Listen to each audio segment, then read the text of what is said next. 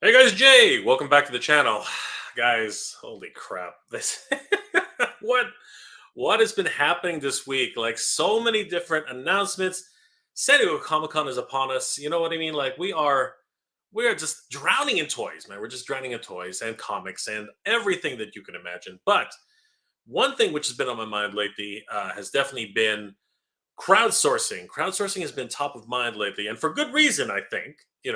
We have one crowdsourced project which is about to hopefully meet all its goals. We have another crowdsourced project being teased to every fan of Thundercats out there, and we have another crazy project which is on the precipice of being announced, and everyone's just wondering what's going on with Star Wars, and let's find out what's happening. I want to bring in one of my very special guests who's been on the show multiple times, very good friend of the channel. Guys, I want you to welcome Brick something to the chat. What's going on, Brick? How are we Hi, doing? folks. Good evening, Jay. Good evening, chat. Hope everyone's doing great. Let's be a good crowd and consider what we're going to fund tonight. Or not. Or not. Or not. We do have Yes, to be careful with our dollars. we do. We have to be careful with dollars, man. Brick, what's been going on this week? This week has been absolutely nuts. But before Yeah. we get into that, how have you been, Brick? You were traveling for a while, and Yeah. how many Last time I was with you and Toy Sorcerers, I was in Hawaii, and that was yeah, amazing. Just crazy. got back a couple of days ago, early in the morning, so I'm here back in San Francisco. A little bit of a weather shock, but it's good. I'm back home to the toys, Nice. to the channel. Are you gonna take the 2 hour trip to San Diego this year, or like It would what are be the a little plans? more than a 2-hour trip. So Yeah, I'm in probably. NorCal. I'm actually going to be visiting family 2 hours away, though, from San Oh, Diego up in Pasadena. I was tempted. I do have someone who can kind of get me in for the day while they do a panel, but I think I need to be doing some other things. And honestly, with all the money that's going around, there are a couple things I'd want to see there, particularly that oh yeah, Cat's Lair. particularly. Yeah. I mean, just Yeah, go but in, take some photos, take some video. yeah, that's the thing. It's No, like save some money though, and I think there's gonna be plenty of coverage. And Brick. I think we lost Brick. Brick, yeah, you there? There you I'm go. here. There you go. Yeah, you paused for a second. Oh, The matrix glitched. So what were you saying? You oh, gonna have I to think leave? I'm gonna be hanging out in the LA area instead Yeah, of the San Diego area, and could watch from afar. Probably hit up Frankensons and spend my money there while everyone's away at the con. So maybe you'll get lucky. Maybe you'll find yeah, something else to spend your money on, which maybe. a dangerous thing. All right, so let's say hi to the chat really quickly before we get really deep into the mythos of what we're talking about. Lord Hoagie's in the house. What's going on, my friend? John Brooks, all the way from the Philippines. Good to see you, John. Always good to see you. The Irish connection in the Philippines is always great. Great to see you, brother. Justin Mohan's in the house. Hey, everybody. He also asked, "What are the Hexa stacks?" We're going to get to that. We're going to Yep. get to that, Justin. We are going to get to that. Don't worry. We have a very special guest joining us tonight to actually talk about Hexa stacks. Lord Hoagie, Ultimate Stack. Oh, I don't know what that is either. Well, we will find out, my friends. Bethany Beth is in the house. What's going on? Rai Ken. Pare, kumusta ka? Kumusta ka, pare? Mabuti dito. We're doing well, brother. We're doing well. JTYW 27. Yes. Good evening, my friend. Good to see you. Andrew Davis is in the house. What's going on, Andrew? Thanos Copter. Nolan, what's going on, Nolan? Always great to see Nolan. Thank you so much for being here, my friend. Pickle D. Natural Nate Marvel, what's up, brother? Yeah, how's it going? Thanos Copter, Lord Hoagie, Antonio Reyes. Always good to see Antonio. How you doing, my friend? Frankie Rivera. Nolan is in the house. Always good to see Nolan. Good to see you, brother. Anybody else we haven't said hi to? Frankie Rivera, Lord Hoagie, Natural Nate Marvel. Oh my goodness, my friend. Thank you for the $5 super chat. You are awesome, dude. How's the Bud Light funding going? Jeez Louise. Easy, dude. Easy. Holy crap with the hard topics. No, we're not going to answer that. Even though I'm going to acknowledge it, I'm just not going to talk about that. I don't want that to come back and haunt me one day. That is ridiculous, dude. Rhea Black is in the house. What's going on? How you doing, Rhea? Always good to see you, Rhea. Ashman55. Crowdfunding is here to stay because the retailers and retail space is shrinking every year. The toy companies do not have a choice but to do that. You know what? That's not. Yeah, you know what, Ash? I'm gonna star that because we will circle back to that. Frankie, hello, Brick something. What's going on, Frankie? How you doing?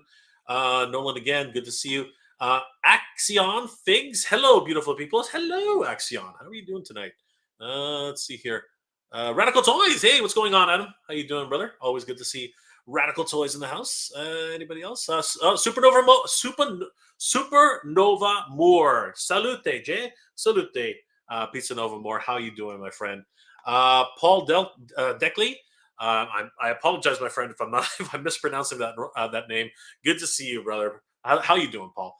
Night One just got out of the shower. Time for the mega stream. Thank you so much, Night One. You're awesome, brother. And I think we're good. Dennis Copter and Rhea Black are in the house. So let's touch on a few things before we bring our special guest really quickly. I just want to touch on these really quickly, Greg. Let's go. The elephant in then we're gonna circle back to this afterwards. But the hot button topic of the day is definitely going to be what's it called? Crowdfunding. And just to get us started, just to get us really started, really quickly. We're not going to spend too much time on this, but just to get us started, we do have to talk about. That's the wrong one. We do have to talk about the Haslab Dragonfly. Now, interesting to note, Rick. Really interesting to note. Earlier today, it was at 16,100. And it's 1 a.m. in the morning. Guess how? Take a guess. Take a wild guess where we're at right now. Earlier today, it was 16,100. Guess where we are right now? 18,000? You know what? I would really wish that. That's actually not the case. We didn't cross that. That didn't cross that line. I wish we did. But it's not too. It's getting there. It's getting there. We're getting there. Okay. 2,755. There have been 655 backers in the time from this morning all the way to right now. It's motoring. It's motoring right now, Greg. And there are 2 days left. Really quickly, predictions. Will we make 19,000 in 2 days and 22 hours? Basically 3 days. What are your predictions? I actually think there's a good chance because they count retailers kind of grabbing these things At the very end well. of it, I think you're right. I think you're right. Yeah, and I do think there's going to be some sort of last minute surge. There always has been, thanks to Brian Brink. We've been getting a lot of like data collecting and tracking of these things. So I am very much that seems to be a trend, Yeah, I'm very much looking forward to the to Geek Dad Life on Sunday because they always refer to Brian Brink's charts, and we're definitely going to see where that leads. So that was the precursor. Now, this is a crowdsourced project, though, Brick, right? Yep. And that's the hot topic for tonight. Did we really need to crowdsource? Is that something? Like, I'm just going to go ahead and put it out there for now, and then we're going to bring in our special guest because I want to ask the same question. Okay. Him. So, what are your thoughts really quickly on whether or not, like, what are your thoughts? Putting the pressure on that really quickly part. Well, earlier you put a star on a chat, and I know we're going to circle back around it, but I think part of the answer as to why I do think we are at a point where we need to crowdfund things like this. Yeah, I do think we do at this point because I have to think about what the other avenues to sell something like this are. And I know folks want to say retail, but the landscape has just changed. This weekend I was kind of like, or this past weekend I was writing this long response around why I think a lot of these bigger companies even are resorting to this crowdfunding thing. And I think it's honestly because I kind of cited like 5 reasons, but one of them is just frankly, retail isn't really interested, I think, in saying, okay, we're going to put a $250 action figure or toy collectible out there. Because if you think about the things that are roughly at that price, we're talking like, at least here in the United States, and I guess in Canada too, like firearms. Well, I was going to say firearms, right? In stores, what can you get like for a couple $100? Large appliances, right? TVs, electronics, etc. And computers, video game system computers. Yeah, and I'm looking at those things. Think about the volume.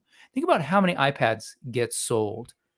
Think about how many TVs. These are items that a lot of people want, and I think people understand to go there. Now, in terms of like toys, have we been consistently sort of training the market to know, oh, I can buy giant vehicles for my action figures at stores? That just hasn't been the case. Sure. And so where else can you kind of get people's attention who are paying attention to these things and say, oh, I want to buy this new giant helicopter. There's something about crowdfunding. What were you gonna say? Maybe. I think it really is, though, in certain situations, the market too, because Transformer fans are happy to buy Titan class Transformers in stores, right? Again, there's a longer discussion on that. But thank you for that note.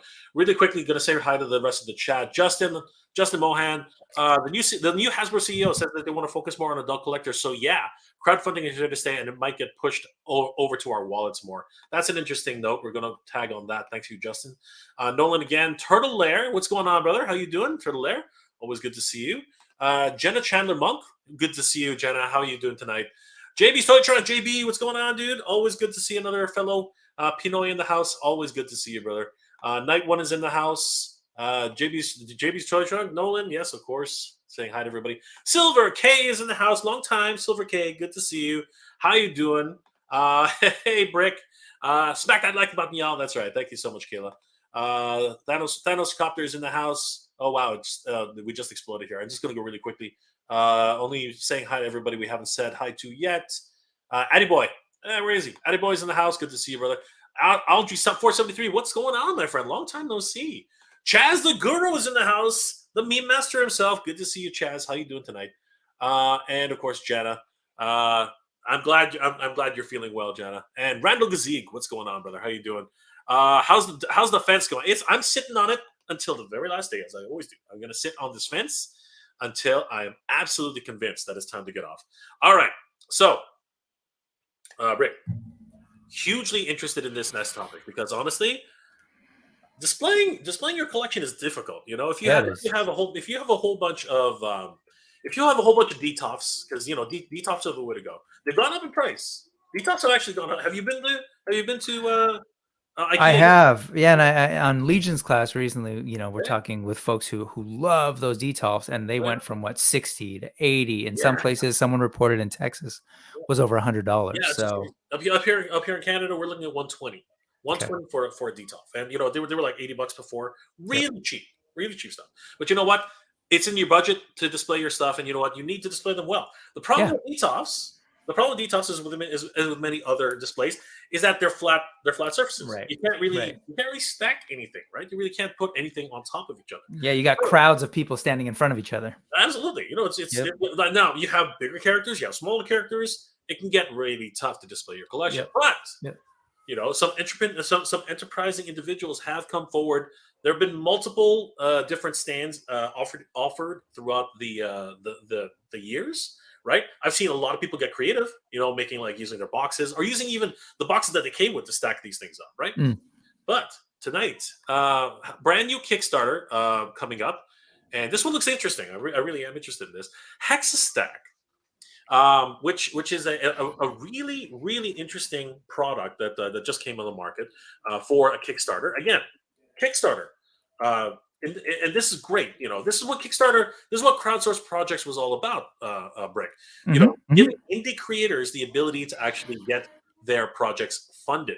So this is Canadian. Unfortunately, I can't display the American price. Do me a favor, Brick. Can you bring up Hexastack on Kickstarter so we can show the American price? Sure. We're going to throw a lot of people off. It's just they don't have a region changing on Kickstarter. It really sucks, right?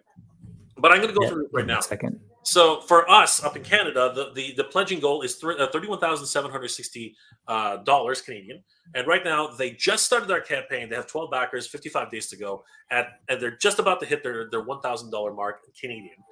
So this is a really great project. Now, a lot of people in the chat have been asking, "What the hell is Hexastack?" Well, let me give you a little bit of backer here. Hexastack are actually stands. This is a modular system where you can actually put your collection in wonderful displays, particularly. Starting, of course, with DTOFs, and they can start looking great, just like this. You can have multiple characters, different heights, different levels, and you can, as the name implies, stack each of these different units to give the perfect display for your collection.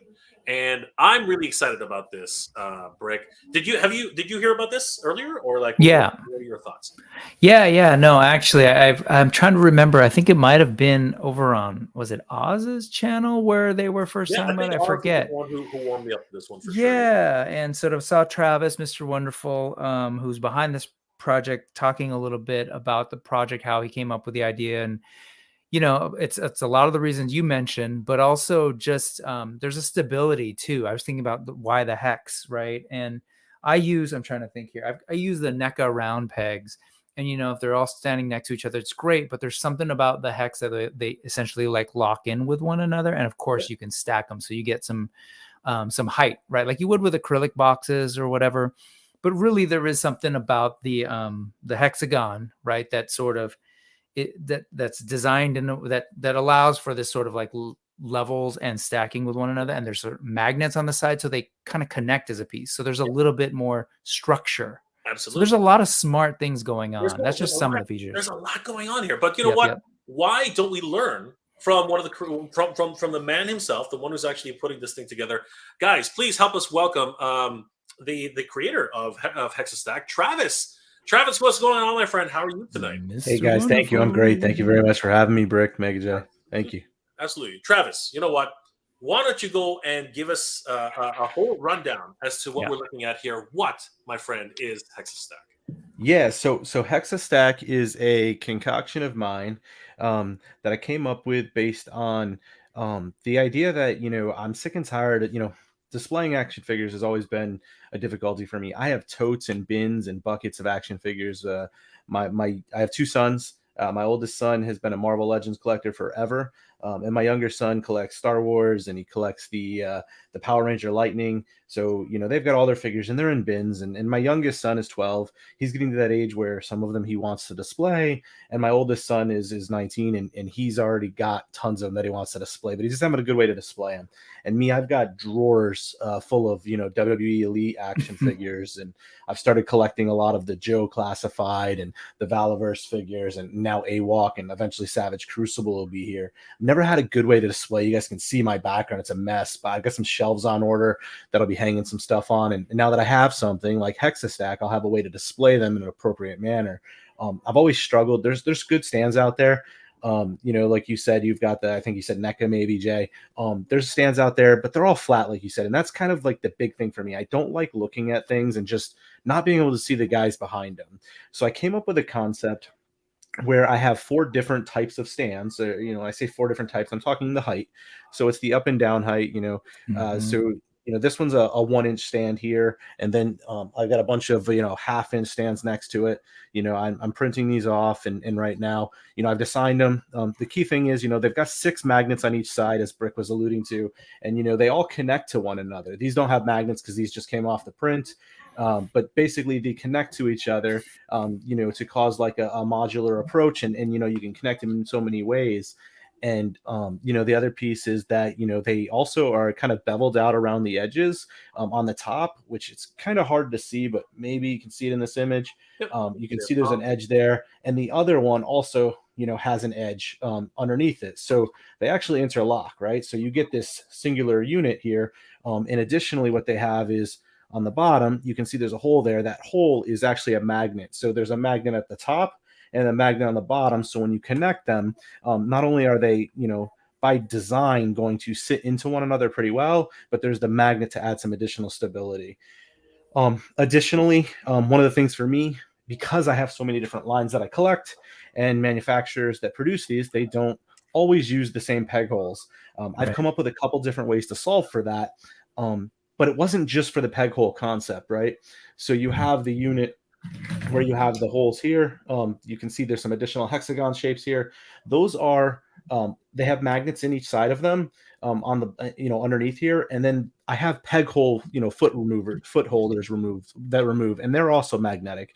So if you have You know, there's some figures that don't have pegs in them, and for those figures, what you're able to do is you're able to use a slide-in foot peg. You've probably seen something similar, you know, out there in the market. There's a number of different kinds that do that, so you don't have to stick in the peg. Or for somebody who may be a legacy collector of some older plastic, you know, starting to get brittle, you risk the chance of putting a foot peg in a foot, you know, and the plastic may break. This way you won't have to. I wasn't a huge fan of those, but as I listened to the community, I designed those, and I do those in translucent. The reason I wasn't a big fan of them was because you could see them, and I didn't like the strap over the foot. So those are being designed with a translucent color, so you don't have to see them as noticeably as something that matches the, you know, the stand it's on.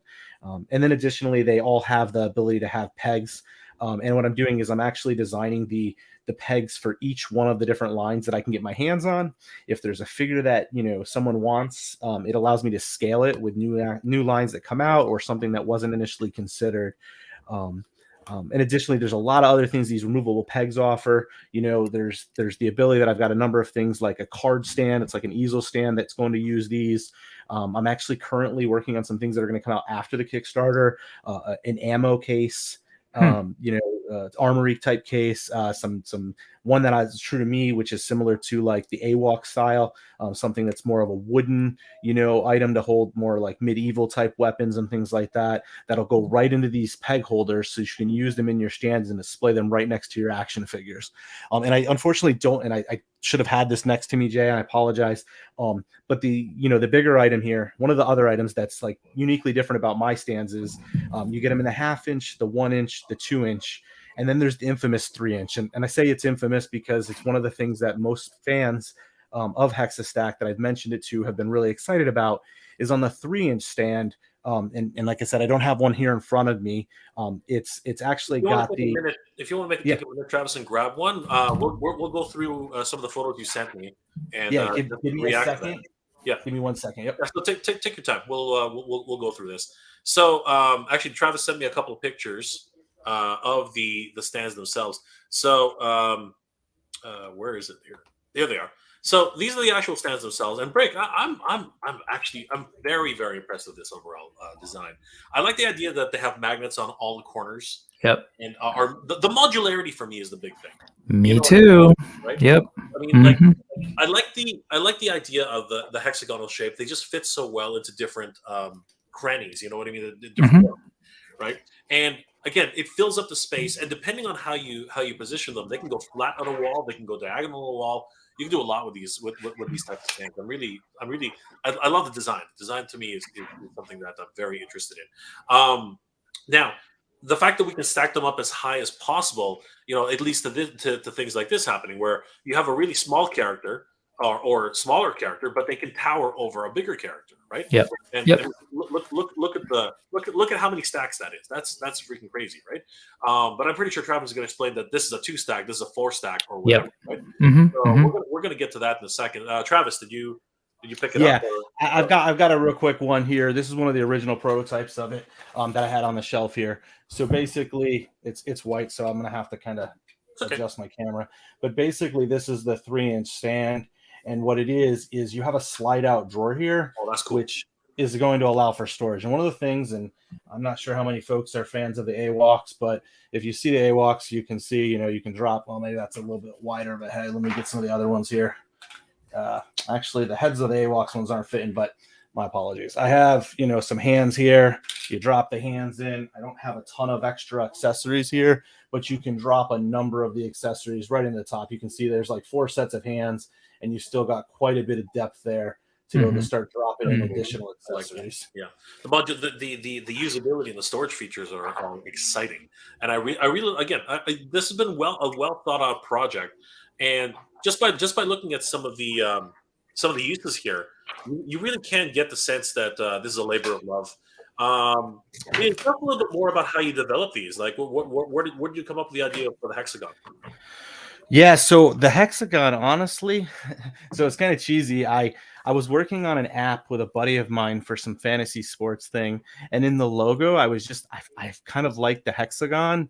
I was buying hexagons for sound, like they sold some stuff on Amazon that helped soundproof the room to keep the microphones like from booming. And I thought they just looked really cool. So when I was thinking of a stand, I was like, what's the design that I want to go with? And I was just like, the hexagon. It was like looking me in the eyes. So I was like, let me try something with that. And then, one of the things as I started kind of playing around with it, and I'll point out, as you mentioned, right, that the DTOF is something that people are a huge fan of. And that's what they display on our shelves, like I have, things like that. I think the depth on the standard DTOF is about 14 and 5/8 depth. So like when you're thinking about this, these stands are about 3 inches by 3 inches. And if they were square, you would only be able to fit 5 of them deep, like just less than 5 of them deep on the shelf. However, with these, because of the fact they're hexagon, you're saving a little bit of space because of the overlapping, connectivity there, right? So you're saving, almost a half an inch for each one of the hexagons. So you're actually able to layer it a little bit deeper by staggering them. And then additionally, what you're presenting is a staggering approach. So not only are you seeing people at a higher level, you're also seeing them in between the gaps. So I thought the look of it overall was just more appealing than maybe a square or, a circle, which isn't going to, it's not going to allow that connectivity. A square could very well work. But I felt like the hexagon gave it more of a design and a structure. And also, as I was 3D printing them, I was trying to think of the stability of it. And, the hexagon by itself is a pretty strong unit. It's built in a way that it, handles weight appropriately and distribution really strongly. So it didn't have to be overly, thick in what you were building. See, this is the use right here, which I think it's so well equipped for. I mean, what can you do with pops? They're all the exact same height. I mean, it's just a ridiculous way. If you actually take your pops out of the boxes, but I mean, if you are a pop collector and you want to display them on your shelf, this is a great idea. You can actually start seeing your pops. You know what I mean? Like it's a really great concept. But what really gets me though is, how did you come up with the idea for magnets? The magnets? Yeah. So where did I come up with the idea for the magnets? Well, I guess like it was just, I actually had magnets for, you know what it was? So I had a bunch of these magnets sitting here, and you can't see it in the corner of my room, but I was starting to work on some diorama stuff out of like the blue foam board. And I was working on that, and I was trying to build something for my AWOTKs that I just started collecting. So I had a bunch of magnets laying around, and I started making these without the magnet. And I'm like, the problems, I was setting them on my desk, and anytime I moved, they would shift. And while they connect, if I put them in a shelf that they fit exactly, and I put them from wall to wall, that's not going to be an issue.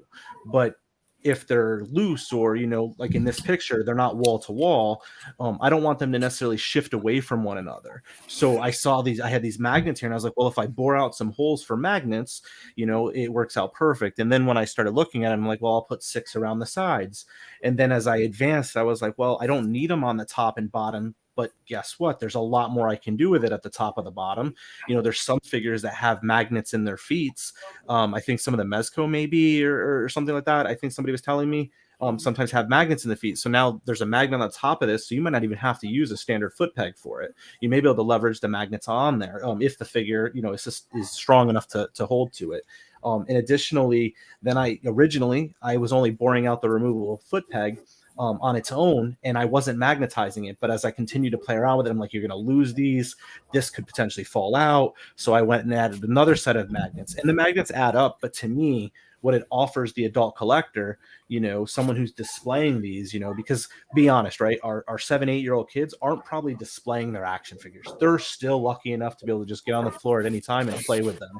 So we as adults, and even, you're 12, like my son or my 19-year-old other son, are starting to get to a point where they either sit in a box until they want to look at this, piece of art, essentially, as I refer to it, or they can start to display those pieces of art around their room.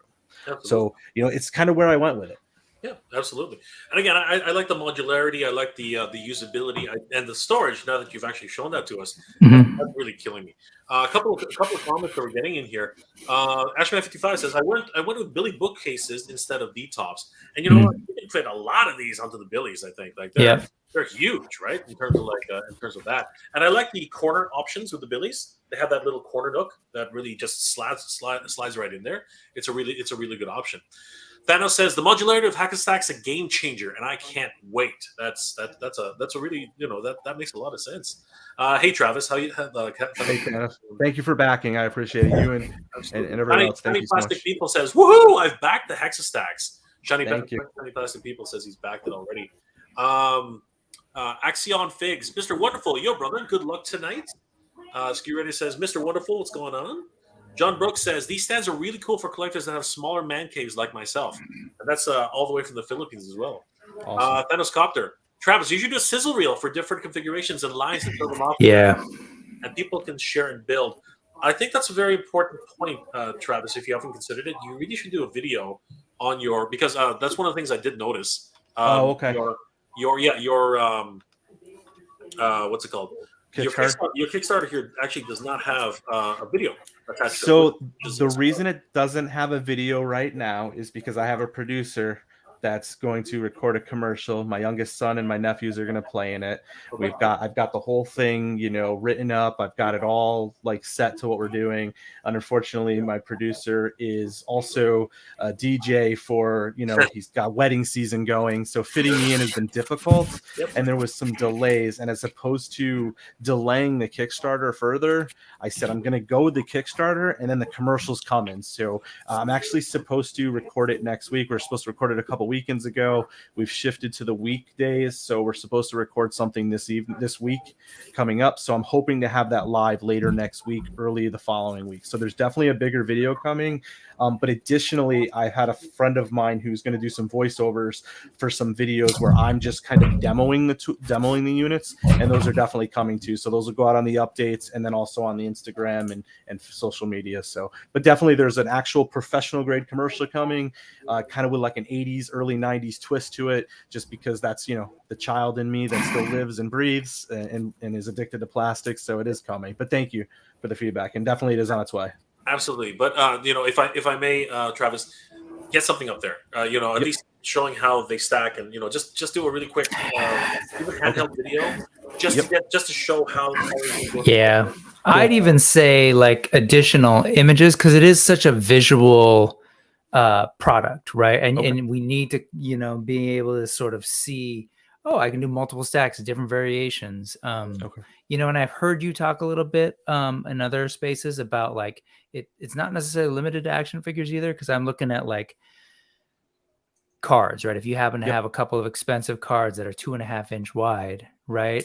I can imagine a fairly easy easel type contraption to sit on one of these, and you can stack them, and it's really cool. It's actually one of the add-ons. It's actually in there as an add-on already, so you can add that onto the orders. There's definitely an easel approach for it. So yeah, I'll definitely get some more videos up there so people can see the visuals for sure. Yeah, we definitely first time at it, so I do appreciate the feedback, guys. Thank you. We want to help as much as possible, Travis. So your actual in American dollars, it's a $24,000 goal. Right now you've started off with a bang. $717 pledged from 12 backers. Awesome stuff. Some of those backers are here on the in the chat tonight. So thank you guys for backing this project. It's really great. It says Chad Stewart asks, would these work for vintage TMNT and Motu figures? Yes, they will. They use the one I was mentioning before. It's kind of a slide-in foot peg, so it still goes into the same. It still goes into the same stand. It goes into that hexagon shape. It's magnetized in there, and then it's I don't have one. I don't think I have any right here near me. Actually, yes, I do. Hold on. I have one here, and basically this is an earlier prototype of one that I have. But basically, you slide the foot right on in here. This goes in, and the foot slides right on in, so that you can slide the varying feet in there. That's a little bit smaller of one. There's a newer model, but yeah, the idea there is that you don't have to be stuck with only figs that have a foot peg. And hopefully that'll work for the Motu figures as well, because that seems to be a major way that the Motu figures are standard as well. Yep. Stuart does have options for a peg holder. Yeah, Thanos Copter is. You got some salespeople in the chat. I can see they're doing. Chaz says that this is a pretty cool idea, and yeah, a lot coming out of the chat. Yojo C, Magneto would be proud of you. I was laughing at that too. Good morning, TW. How are you doing Yeah. tonight? Chad Stewart, thank you, Thanos. TW, Hasbro finally made Pulse available in the EU, so most Europeans can finally back, and that's awesome. That really is great. And Dustin Parker, good to see you, brother. How you doing tonight? So let's Brick, if you want to just give us a little bit. Can you scroll up on that a little bit? Sure. What are we looking at in terms of the actual backing process here? What are some of the tiers, and do you have any stretch goals for this project? Sorry, well, I didn't hear that last piece. Well, basically, okay. So, Brick, if you want to go to the pledges, and let's go through these. So, what are your breakdown? Like, what are your packages for? Yeah, so the rewards there, we have basically we have a few different packages we're doing it in. We have the Hexastack starter pack, and we are offering an early backer on that. I think it was 30 is what we have for those. So a number of people have already taken advantage of that, and that's $5 off the normal price for that. And then what comes with this? What comes with the early backer? Yep. So in the image there, you can see there's two half-inch stands. You have two 1-inch stands. You have a 2-inch stand, and then you have a 3-inch stand, which has the storage. So you get and it also comes with your choice of foot pegs. So because there's so many varying options, once the Kickstarter ends, there'll be a survey that goes out to all those backers, and they get to choose for each package. So if you were to buy 2 starter packs, for each package, you could pick the type of stand you want. So if you're a collector of multiple lines and you're like, oh, well, I need the universal, peg holder so I can just slide the feet in and out. And I also collect AWOTK and Valaverse and Savage Crucible. I want a set of those foot pegs for the other starter packs. So you can pick by the package of what your foot pegs are. So there'll be a survey at the end that includes that. That's excellent. And all of these include the magnets, correct? Like the magnets are, I didn't cut corners on that. That is, everything includes the standard functionality. Excellent. What's the next option that we have below? So if you scroll down, you have the same, one there, the Hexastack starter pack at 30. So when the early backers are gone, it'll be that same package. Okay. And then we have another one below that, if I remember correctly. Sorry, so many pieces. You have the Oh Yeah pack. So the Oh Yeah pack is essentially, and this comes from a little shout out to one of the guys that was in one of the shows I was on a few weeks back.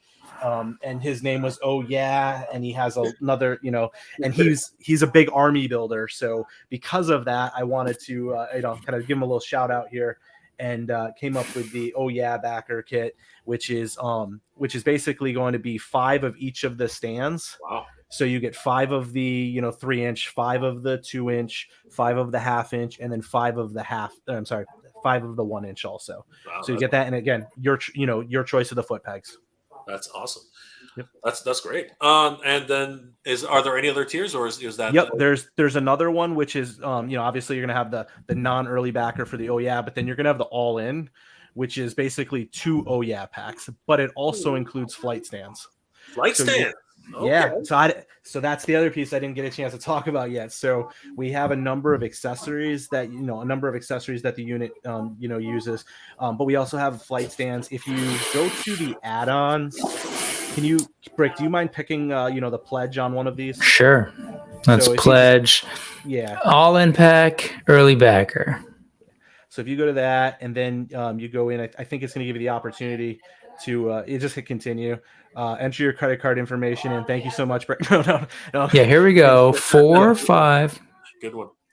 So if you scroll down here, you can see some of the additional items here. There's the card stand. I'm not sure why it's not showing the pictures. I thought it did. Refresh, Brick. Maybe it just needs to. Yeah, I'd love to see the pictures. There they are. Yeah, there they are.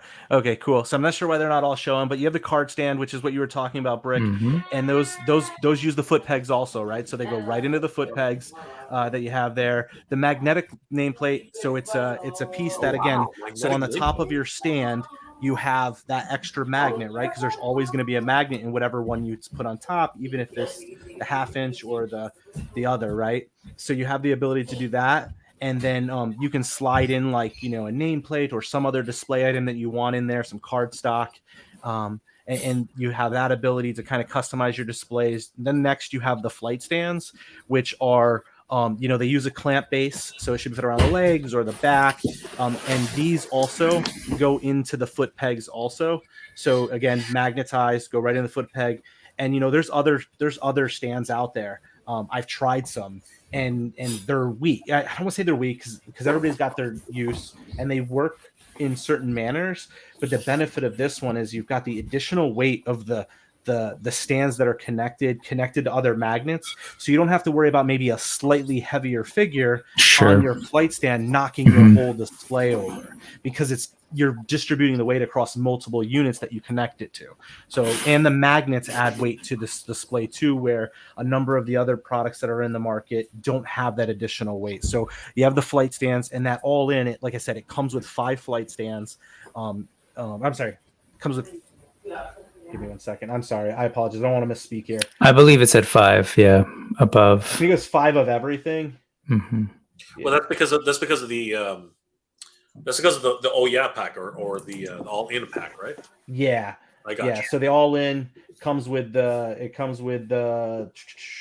where is it? What am I seeing? The details here. As another suggestion, I really think you should put many of these options in the description so people can see that there are options available. Because people realize that there are, like, I didn't realize there were options available. And these options are really enticing to me. That nameplate alone, I was like, you got a nameplate? Like that. I just went, okay. I will push some more of those images to the front screen then, for sure. And, again, this is all just to help out because the thing is, your Kickstarter, this product, like, it's not just a stand. There's a lot to it, right? So there has to be some way to be able to like communicate this to folks. And I know there's probably people in the chat who are like, "You dummies, we totally get it. We don't need it." Yeah. I'm just saying, like, so I have. Yeah, I have. Like, I had to add a flight stand. Like he literally grabbed it, and he said nab the flight stand as well. Like, again, these are things which people don't know about, right? It's and now that they know, they're like, holy crap, I can add something. Yeah. Cool. And there's more too. So if you scroll down more, Brick. Actually, before that, because I want to make sure we give each thing space. When I'm looking at this, for example, this sits in front. Is that right? Well, okay, so not on top. So it would sit on the stand. If you think about where the 2 foot pegs are, those are the hexagons, and then you have that circular magnet on the top. It would sit on that circle magnet on the top. Gotcha. So it would sit in front of your action figure. Oh, so in front of your action figure, still on the hexagon base. And so you can have them on each of them. Got it. Yeah, because the nameplate has a magnet in it too, so it leverages that top magnet. Yeah, but technically, couldn't you also just flip it over slightly and it'll still clip to the magnet? You could. I mean, at the ground level, if you wanted to spin it, you could. Well, the position of the magnet may make it difficult. Well, actually, no, because if you stacked, say, like the 1/2 inch on top of your 3-inch one, you would have it here, and you could face it on here, so you could potentially hang it off the side. Because it's a wedge, you technically don't even need a magnet, right? It would just sit there if you wanted to, right? Yeah. See, that's the thing. It's like the visual learner in me. Like, I love seeing all this, but like, if you had photos, here's what it looks like with the magnetic plane. Here's what it looks like when a bunch of them. Here's what it looks like with a flight stand. So like when you're describing like the foot pegs, right? I'm trying to visualize what that means. So what I'm hearing is there's a flight stand, but where do the foot pegs? The foot pegs are on the flight stand. So if you look at the yellow image there, the farthest piece to the back, which looks like 2 wheels right in the back, that has a hexagonal base to it, which is magnet.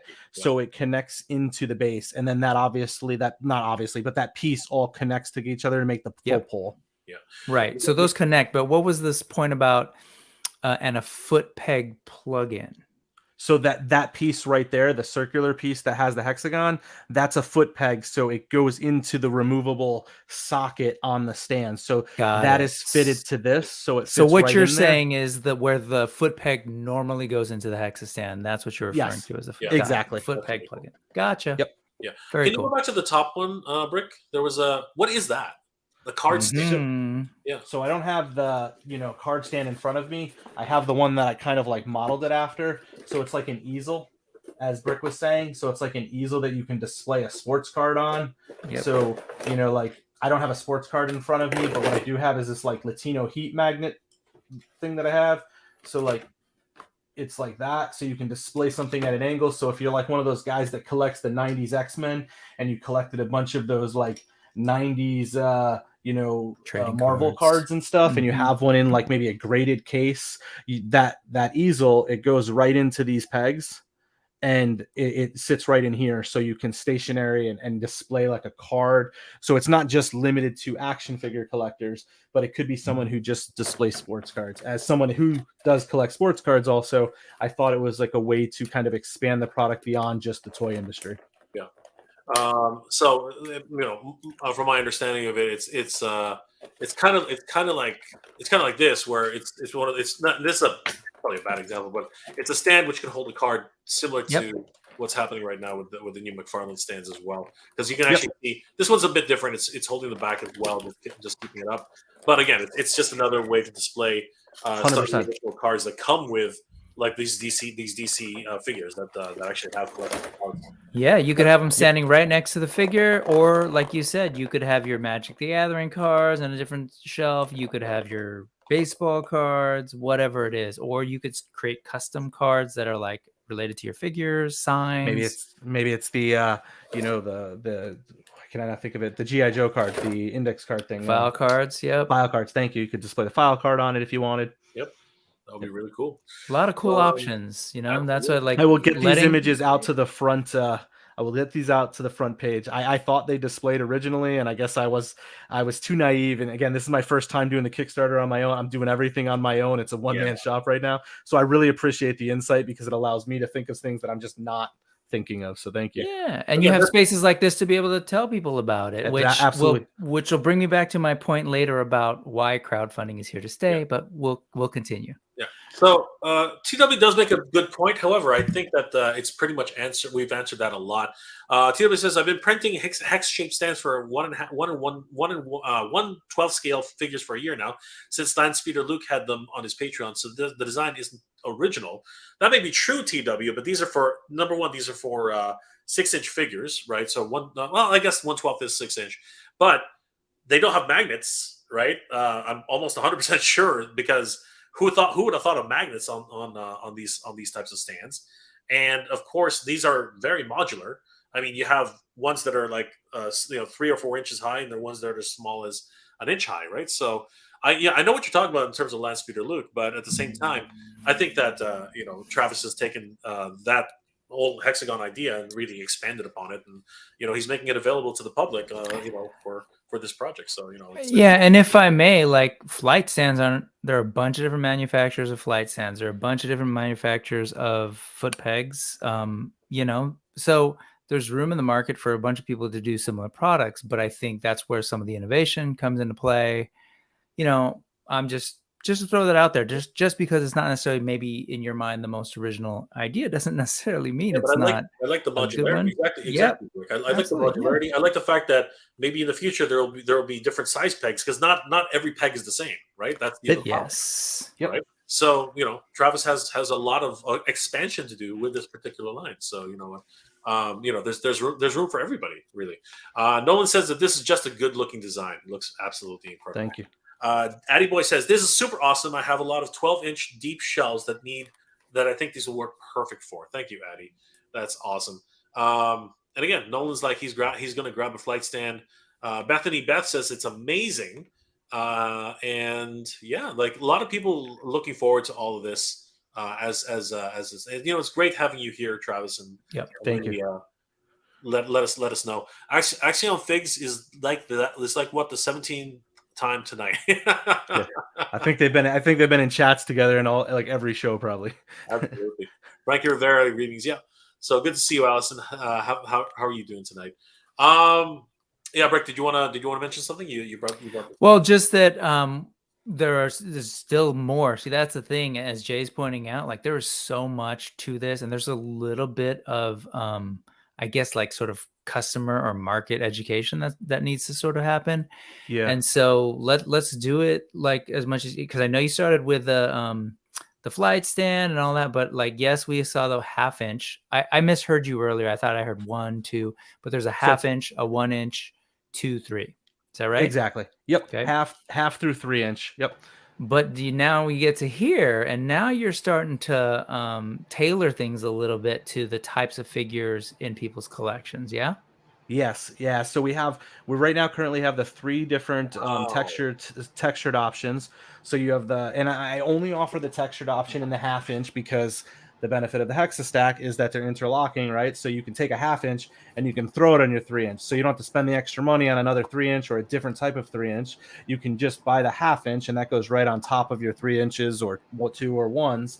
And it gives you the texture. So you have the wood texture, you have the brick texture, and you have the stone texture. And obviously, with me doing these myself, they're not painted, but because of it being that resin print with no lines and such, very easily takes to acrylic. So if you choose to paint these, you have the opportunity to paint them, but you'll have that textured groove like a wood plate. So if you had some if you were collecting the recent Dungeons and Dragons figures, you could put them right on there and display. If you have the stone ones, maybe, the stone ones are more of a cracked stone. That works for, in my, one of my favorite lines right now is the AWOTKs, right? It looks really good with that, or even the He-Man figures. So, the Masterverse figures, you put those right on there and, you have that broken stone look. And then you have the brick for other options. Yeah, I'm glad Brick brought this up because honestly, I was actually going to ask this question later, and it's already been answered for me. But Travis, please take these, put them in the front, let people know. I'm gonna. This weekend there'll be a big ramp up to the main page. You know what I mean? And look who's stuck in behind everybody's back. It's Toy Connections, everybody. Hey. Toy Connections in the house. It's like a total heel run-in late during the main event. Sorry, I'm continuing because Travis jumped in on a stream with Paint Toy samples once upon a time, as in like 6 days ago. Said something about wrestling. I completely forgot what it is and said bye. So now I get to learn all about his Hexa stacks, which, by the way, Oz has been raving left, right, and center about. Kudos to him for being one of the ringers on this to help spread awareness about this particular thing. Yep. So, yeah. What are your impressions, Ken? Like, I jumped in the middle of it. Like I jumped in backstage in the middle of it. So it's just one of those things. Like you said, tiered stands. Like it's not something that you see all the time, right? But again, like I said, I missed part of it, so I don't want to draw any conclusions. And all of a sudden, you're like, no, Ken, you heard it backwards, it's the other way around. So, you know what's funny is I think about you every time I watch you, and you've got those figures behind you, right? I'm thinking about this idea of levels, and I just to throw it out there, might be something. I think it's could help. That's probably why Oz brought it up to me, because it's a very subtle way of saying we can't see what's in the back row of your collection, Ken. So make them stand out. Bright side, it's more like you have beautiful things that we want to see. This allows you to best showcase them. Everything's bunched up so close together that it's like, I wonder if the stands would just like, I don't know. I mean, not a discussion for right now, but I appreciate that, Brick. Allison says, look at it. They fit out of control. Yes, they Allison, fit one well. of the best. They fit well. I have Thane, the General Thane from the AWOTK figure, and he stands up there perfectly fine right next to all the other AWOTKs. And if you do have a figure that stands out a little bit wider, some of those Build-A-Figures from the Marvel Legends, you can spread them across multiple stands to balance it out, right? Or get the cool dynamic posing where you have, because of the tiered approach, you can have one foot on one stand and then the other on, another stand to give a cooler, more innovative look to this display. The modularity of it is what's key, right? Yeah. Because a lot of times people, if it's fixed, it's too rigid, then you're stuck with that, right? The modularity allows a little bit of variability, is from what I can tell. Yeah, and I think the efficiency of that shape, just to throw out there, because there are some figures that are larger, or you've got I've got boars and wolves, because it's a hexagonal kind of shape. You could sort of double up, right? So I don't know what the way, but you could create a larger platforms for larger figures to create more space, or just add a bunch around. So I don't know. There's a lot of interesting pieces. I could see the extensibility of this thing. It's exciting. I like the Lego nature of it. I like the building aspect of these Hexa stacks. It's definitely the idea of the interlocking piece was around that Lego piece to it, But and being I think able the to genius, connect them. I think the genius part of it is the magnets. I think the magnets are going to be a game changer in many ways. And you know, earlier TW said, "Oh yeah, no, you can print 3D print, but can you put magnets in 3D printing like that?" I'm not sure, right? I mean, you can. You'd have to have a different file, and you have to modify it, and you know whatnot. And I'm sure that somebody can do it. I can say that this specific model is patent pending. I have that. You know, I have what I've designed submitted for the patent, and it's currently pending. You know, so I mean, obviously, people can go replicate what they want nowadays. So more than welcome to. But you know, what I'm working towards is being able to build something that will eventually be, and this is one of the things that I've made sure I've spoken to people, right? Like this isn't Hexastack version 1, and then there's going to be a Hexastack version 2, and you got to replace your stuff. What I'm building out now and what's going to be delivered as this part of this Kickstarter is going to be, you know, manageable and workable within whatever comes next. And what I mean by that is this whole structure, because the pegs are removable, it's limitless. Like if there's a concept of something you need to display next to your figures, I can get it built for it. And with what I want to do in the future, which is why I'm doing a Kickstarter rather than just running these off on my own and just selling them one by one, is because I'm trying to get the funds there to be able to get this injection molding. I'm already in talks with factories on having the, you know, the pricing and everything there. I didn't want to delay any longer, and I wanted to get something out in front of people. So, you know, we're working on that. And if I may, I think we are in an era where people can print things. And, you know, that point, I hear that point about people saying, well, I can just print these. You're right. But if you're talking about a product that's injection molded and produced at quantities where you can hit a price point, then it's like, at a certain point, you're just like, ooh, time, energy, filament, machines, like setting up my all that stuff. And you're kind of like, well, the plastic quality is different too. Right. Right. I'm just saying, like when you go to a factory, you want something really durable. They can just get like the hardest ABS if they want. Right, there you go, ramen toy. I was gonna say, hey, ramen, I'd be mad. If someone can, yeah, there you go. But the point is, it's just like, always you can, if you wanted to, you could produce, you know, 3D scan this and create your own hands or whatever. Of course you can. Yeah, in smaller doses, but yeah, I don't think that's a way to sort of like finding a reputable factory though is tough, right? Like I've heard, and he was very public about it, but the person who used to do O-ring bootleg GI Joe's Red Lasers Army, he got burned by his factory. They just took his tooling money and they ran, or they just stopped responding. Because you don't generally deal directly with the factory, right? You deal with a production manager or a project manager who basically is your person, your boots on the ground, and you don't talk to the factory head at all, right? Maybe Ramen's got a different experience than I do. Speaking of that, right away, Ramen's actually saying you may want to let me give you a second opinion, Travis. And you know, Ace is saying right away, was listening in the background while doing some work, and of course he is the project manager of his team, and he's one of the ones who's actually checking all the QC and everything that's going on with there, and of course he is the boots on the ground. So yeah, Travis, you never know, you might want to connect with Ace and see what he has to say. At the very least, he's offering a second opinion, right? Absolutely, that's a lot. Yeah, you'll really want to talk to him. Definitely. Having said that, though, I think we also got to take into consideration that outside of time and effort in setting up your 3D printer, there's also the cost of filament is not cheap. Filament is an expensive thing. Yeah. And the thing is, if you get 2 or 3 ruined prints, you're going to get pissed off. Like that happens a lot. You know what I mean? If the wind is blowing a certain direction while you're doing it, it can affect temperature. You know, if you're not in a closed environment, that can if dust is everywhere, there's a lot of things to consider with 3D printing. So sometimes people just want to go to Big Bad Toy Store or even to Kickstarter and just say, hey, I just want to buy this thing, right? And that happens a lot. And as these things get popular in price, the price goes down. That's the other thing. That's the other thing to consider. And you know what? This is the whole point. This is the whole thing we're talking about tonight. Is Kickstarter?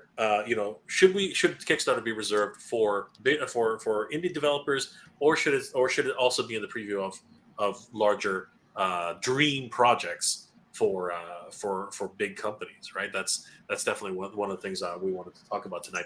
But Travis, you're not in any shortage of help. It looks like there are a lot of people out there who want to help you. I mean, this is a great community. I think that everyone's here supportive and really wants to give you some huge advice and maybe some pointers and trying their best to give you guys whatever help is possible out there. So yeah, Travis, thank you for being here tonight, man. It's been an absolute pleasure. Definitely want to give Travis another shout out because guys, definitely head over to actually Brick, I'll do it. Actually, Brick, if you can go to the main page, I want to show the pricing. Yep. Yeah, we'll just do that really quick. So guys, definitely, please, if you can support, if you're interested, support Hexastack. They need to reach their pledging their funding goal of $24,000 within the next 55 days. They're off to a great start, already up to $972. That number changed. Thank you so much. Thank you. Didn't it? Yes, it did. Travis? That changed. Yes, it did. If I recall, it was 700 something. So, 717. Thank you so much for supporting, Travis. Thank you so much, guys. You guys are awesome. Hexastack is definitely on its way. Definitely check out the other options. You want to maybe upgrade your collection with some flight stands, with some different patterns. Don't forget that those options do exist. And Travis, let everybody here know. Wrestlers. Oh my! Stop! No, don't keep scrolling. Just go back. Just go back. Yeah. So great. Travis, why don't you give us a really quick pitch and let everybody know how they can support you, where they can find you, and what you're up to right now. Yeah, the easiest way to get a hold of me is on Instagram at Hexastack. That's one that I just started up for this project. I also have it's at the Mr. Wonderful. So if you look up the Mr. Wonderful, just like my name here, but put the word the in front of it, you'll find me on Instagram. That's my personal. You're more than welcome to reach out to me there. But I also have Hexastack on Instagram. There is hexa-stack.com, but that's just a placeholder for now. Best place to get a hold of me is on those Instagram contacts there. And then obviously the best thing you can do is support it through Kickstarter, which is the kickstarter.com project/Hexastack/Hexastack.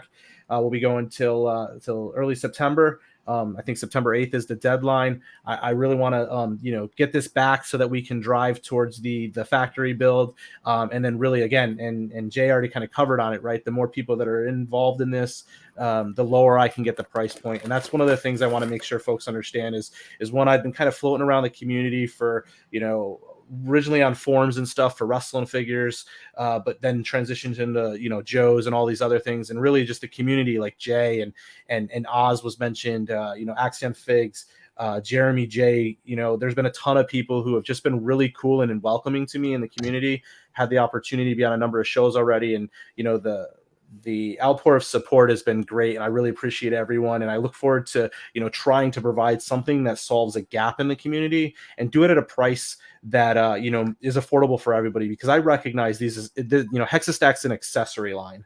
It is not your action figure. And being honest, if I can buy an action figure, I'm probably going to buy the action figure. But if you're displaying and looking for a way to improve that display because you're sick of keeping them in a box or in a drawer or in Ziploc baggies, Hexastack is an opportunity to expand the way you display those and give yourself the ability to kind of like stare at these pieces of art, because, that's what we all want to do. We want to look at these, sometimes grab them off the shelf and stuff. And what a better way to have them, is on a cool display where you can see everybody from the front all the way to the back. So. Absolutely. And Travis, you are going to be at PowerCon this year. Is that correct? Yes, I went all in and got a corner booth at PowerCon. I'm supposed to be booth 322, so please find me there. I will be just displaying Hexastack. I'm going to have a bunch of those. Probably bring a couple different types of figures out there with me. Just ordered all of the trade show marketing material, so that'll be there. And yeah, I'm making a trip out there. It's my first one, so I will be doing that. And I'll also be giving away some starter packs to some special folks out there. A couple little things, sign up for the Instagram follow. You don't have to spend a dime, just give us the support. I've had a lot of support from folks like Hella Dope Toys and things like that. They're going to be a booth next to me or one over. So, they may be involved in some of the giveaway too. So, definitely keep your eye out for me there. I look forward to interacting and meeting with people. I know, Jay, you're going to be there, so there's a lot of really cool vendors that are going to be there. I'm excited to hopefully sneak away. Axion Figs is going to be there, and he mentioned that he'll cover the booth for me for a minute so I can sneak away and get some things here and there. Otherwise, it'll be just me manning the booth. Well, Travis, I'm good to give you an hour or whatever. Thank you. guys, if you want to meet me and Travis, definitely head to PowerCon this year. We're going to have a lot of fun. It's going to be my first trek out of Canada in a couple of years. I'm missing San Diego Comic-Con this year again, but you know what? I really want to travel again. I want to meet some people out there. So if you guys are going to be in the Columbus area of Ohio, definitely come over, check us out. Definitely check out Travis and, of course, Hexastack. Guys, thank you so much for supporting Hexastack tonight. We've already seen some pledges going. I mean, let's check this out. You know, Nolan said he just grabbed a flight stand. Let's see here. Michael said this will be my first. Michael Rapp said this will be my first Kickstarter. Thank you so much, Michael. You're doing awesome stuff. Andrew Davison says I'm not going to laugh at Ken for sneaking through the back door. I knew that was coming. Michael Rapp says, I just got the all-in pack. Michael, you're awesome. Thank you so much. Thank you so much. You're amazing. Thanos Copter says, back the stack, everybody. I like that. I know. We should do that. That should be your catchphrase. You know what? Yeah. Thanos, ask for royalties. Ask for royalties. Rayzoner says, hit that like button and buy a stack. Thank you so much, Rayzoner. You're awesome. Ramen says, okay, I got it, and I've sent you a message, Travis. You guys correct. Definitely. Let's all support Travis. Very important message there from Delta 17. Keep Ken away from the Where is Delta 7? Oh, here we go. Yeah. So Steve, I got an idea. PowerCon in a month. Hey, let's go, please. No. Okay. Sorry, I'm like a kid asking for his birthday gift early. No, okay, all right. Well, if you guys are there, I will definitely be there, and I will definitely help support and, of course, help promote anyone who's there. Trying to promote new products. Of course, guys, if you haven't already, check out delta17.com. It's up and coming. Delta17toys.com. That's right, Delta17toys.com. That's why he's involved in this. So yeah, guys, definitely head over there. It's a great website, and of course, great products. I think you guys would be very surprised. O-ring lovers, you're gonna love it. So really great stuff. Thanos says, "Pay me by kicking ass on the Kickstarter, brother." That is the plan by Travis. I'm pretty sure Travis is definitely in on that. Delta 17, very cool idea for the Hexastack. Thank you, Delta 17. Short time frame, I wish.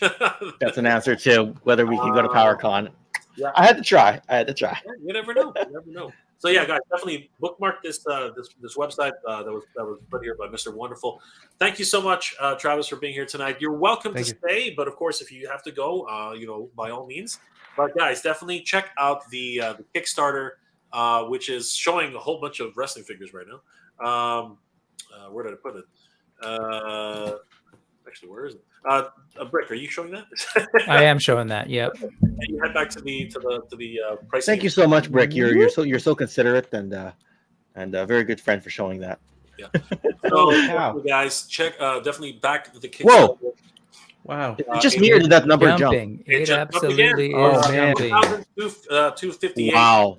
So guys, thank you so much. 15 backers. Thank you so much, guys, for your pledges. 55 days to go. We're well on our way. Travis, the community is with you. Guys, definitely head over to Hexastack on Kickstarter. Give them your love. And thank you so much, Travis, for being here tonight. Again, lots of options, and Travis, get those extras up there. Get them. Oh, they're going, man. People can see what they get. It's huge. It's absolutely great. Again, you're welcome to stick around, Travis. If not, definitely head over and talk to Ramen, get some deals done. Get some information. And Travis, if you will, we might want to invite you again. I would love to. I don't know. Talk to Brick, talk to Ken. Maybe get some time on their channels and definitely see you in the future. Okay. Absolutely. I can hang out for a little while longer and listen. I'm definitely interested in the topic, so I can chill. Thank you. No worries. You're always welcome to stay. So a lot of people in the chat. Let's just say hi to everybody who's actually shown up and join us. Thank you guys for being here, and thank you once again for all the support for Hexastack, guys. I can't believe we went from 717 all the way to 1200 and something in like a matter of an hour. You guys are awesome. This community is awesome. Thank you guys so much for that. Allison is in the house. Good to see you, Allison. SKU wait until they back this project down the line. It's dope. Yes, of course, SKU Thank you for that. Let's see here. Monkey Jeebus, I use Bandai stages. Well, again, there's options everywhere, right? But this Hexastack is looking pretty exciting. Rhea's in the house. Hey, Ken. What's going on there, Rhea? How you doing? Monkey Jeebus, unless it's in China, they don't need no stinking patents. Unfortunately, we're not in China, brother. We are in North America, and we need patents here. That's just something we cannot get away from. Let's see here, Michael Rapp. Yes, thank you for supporting. That was awesome, Michael. You're so great. Scurator again, good to see you. Nolan, Michael is awesome. Yes, Michael is awesome. Where else we here? Rayzoner again, thank you so much for that. 2017, of course. Thanos Copter again. Toy Connections, who's that? I don't know who Toy Connections is. And Paul Morales, what's going on, my friend? How you doing tonight? Great to see you. So, gentlemen, let's get back to another wonderful question, because it looks like, at least for the foreseeable future, looks like Hexastack is well on its way. And huge thanks again to you guys. We're all the way up to, where are we now, Bragg? Just really quickly. We are now at 12:58. Wow, it just keeps going. Thank you guys. Thank you guys so are much. awesome. All right, so let's move on a little bit. Again, before Travis leaves, we'll just circle back one last time. But for now, we're going to get on to the next portion of the show. So, guys, let's talk about this. Ken, you joined us a little late. Joined us just a little bit late, but earlier this morning, it was at 16,100, and now hitting refresh, we are at the lucky number 16,777. Holy crap, guys! Predictions. 2 days, 21 hours. You know what, Travis? I'm going to let you go first. Are we going to make it to 19,000 backers and unlock Crazy Legs to make the trifecta on this? What are your thoughts? Well, I think we will. I mean, I think I haven't been following this as closely because I've been working on my stuff right now. I actually haven't backed it yet, but I'm pretty confident there's going to be two that I back. So you can guarantee it's going to hit, 1670, 779, because I'm likely going to get two for myself. I've got one of the previous his tanks on the way here when that kicks. So I'm going to have a hard time not getting this because, the cowboy, and I like the 6-inch scale vehicles. I won't go into the big whether I like the whole model, but I love it. The price seems fair for what I'm getting, and I've got no complaints on it, and it looks really cool. So I'm excited to get it. I'm hoping we hit the full target of, I think it's 19,000, right? Yep, 19,000. And you know what? I think okay. So you're hopeful. Ken, Yeah. Predictions. We're gonna make it. We'll make it. At this point, it's like you start counting your chickens. They'll hatch. It's the way it is. It just it feels like that, right? And Brick, you're pretty much on board with that, right? Yeah, I said it already. I think it's gonna back. Well, a few people to 19,000. A few people want to do a countdown show. I know Toy Habits wants to do one. I think Audible Interlude's going to do one as well. I think Jay, you were talking about potentially doing one. So there'll be a lot of people counting this down on the evening of. So That'll be nice. Some of us might actually gang up together and do one. So we'll see how that happens. But the reality is, it's going to be a fun countdown, I think, because this probably will go down to the wire. If it doesn't, when it starts to get close, I might just go early. We'll see what happens, just to make it interesting. We'll see how fast it goes. Yeah. Because you know what, you know me, I'm up for anything, anytime, and of course I'll rope in Ken, I'll rope in Brick. We'll make a party out of it. It'll be great. Okay, so. Let's just go ahead and talk about the elephant in the room, because we might as well. Was Glenda a factor, guys? What do you think? Was Glenda really a factor in all this? Brick, what are your thoughts on Glenda? A factor in what? The speed, the rate of it, or what are your thoughts on Glenda in general? I think Glenda's amazing. I, as a person who collects, Masterverse figures, especially their human figures, I am consistently jealous at the head sculpts that come out of the G.I. Joe classified lines, this being no exception. Like at least the render that we're seeing, she is absolutely a stunning looking figure. I was a G.I. Joe collector as a kid. I am not collecting classified, but just being able for them to pull this for this project, this sort of like deep cut out of a foreign market, right, a non-North American market, and educate me about who this character was, and now kind of work it into the Joe canon proper, I think it's amazing. Like that, to me, this is how you build up this IP. This is how you make sure that the folks in Argentina are on board and excited.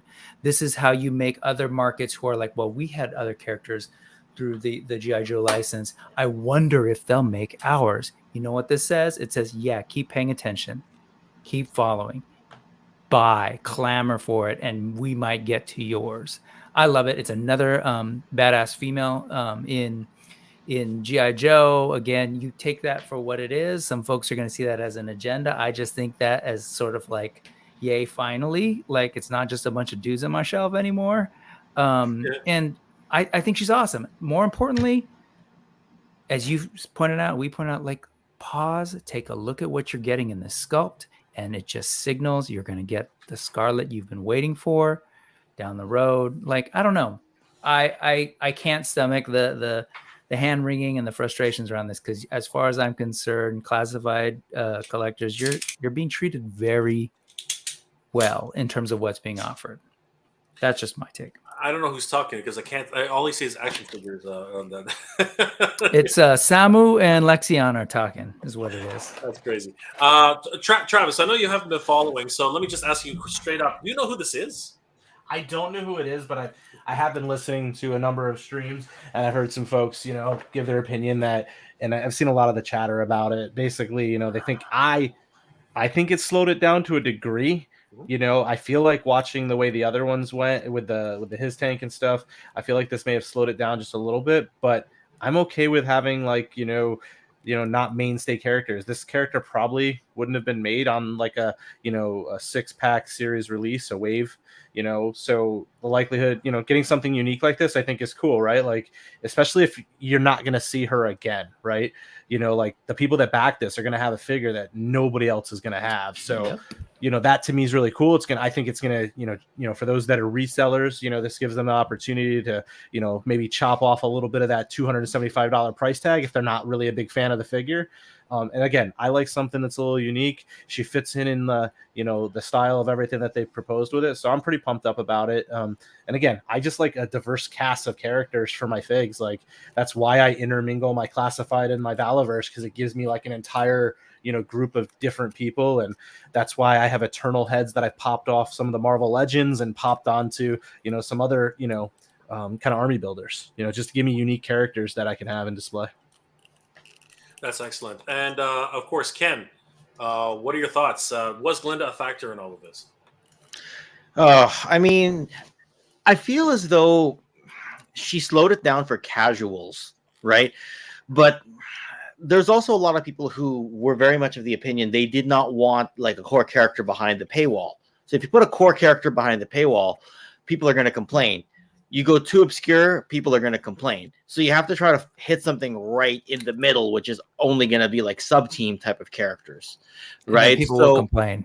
And then people still might complain to a certain degree. I mean, you know what I think of her, right? Like, I want this character. I've made that very obvious that after, missing out on the vintage version, this will still get her into my collection in some way, shape, or form. So, yeah, that's where I'm at. All right. So Raymond Chong says, Glenda is for customizers. I hope not.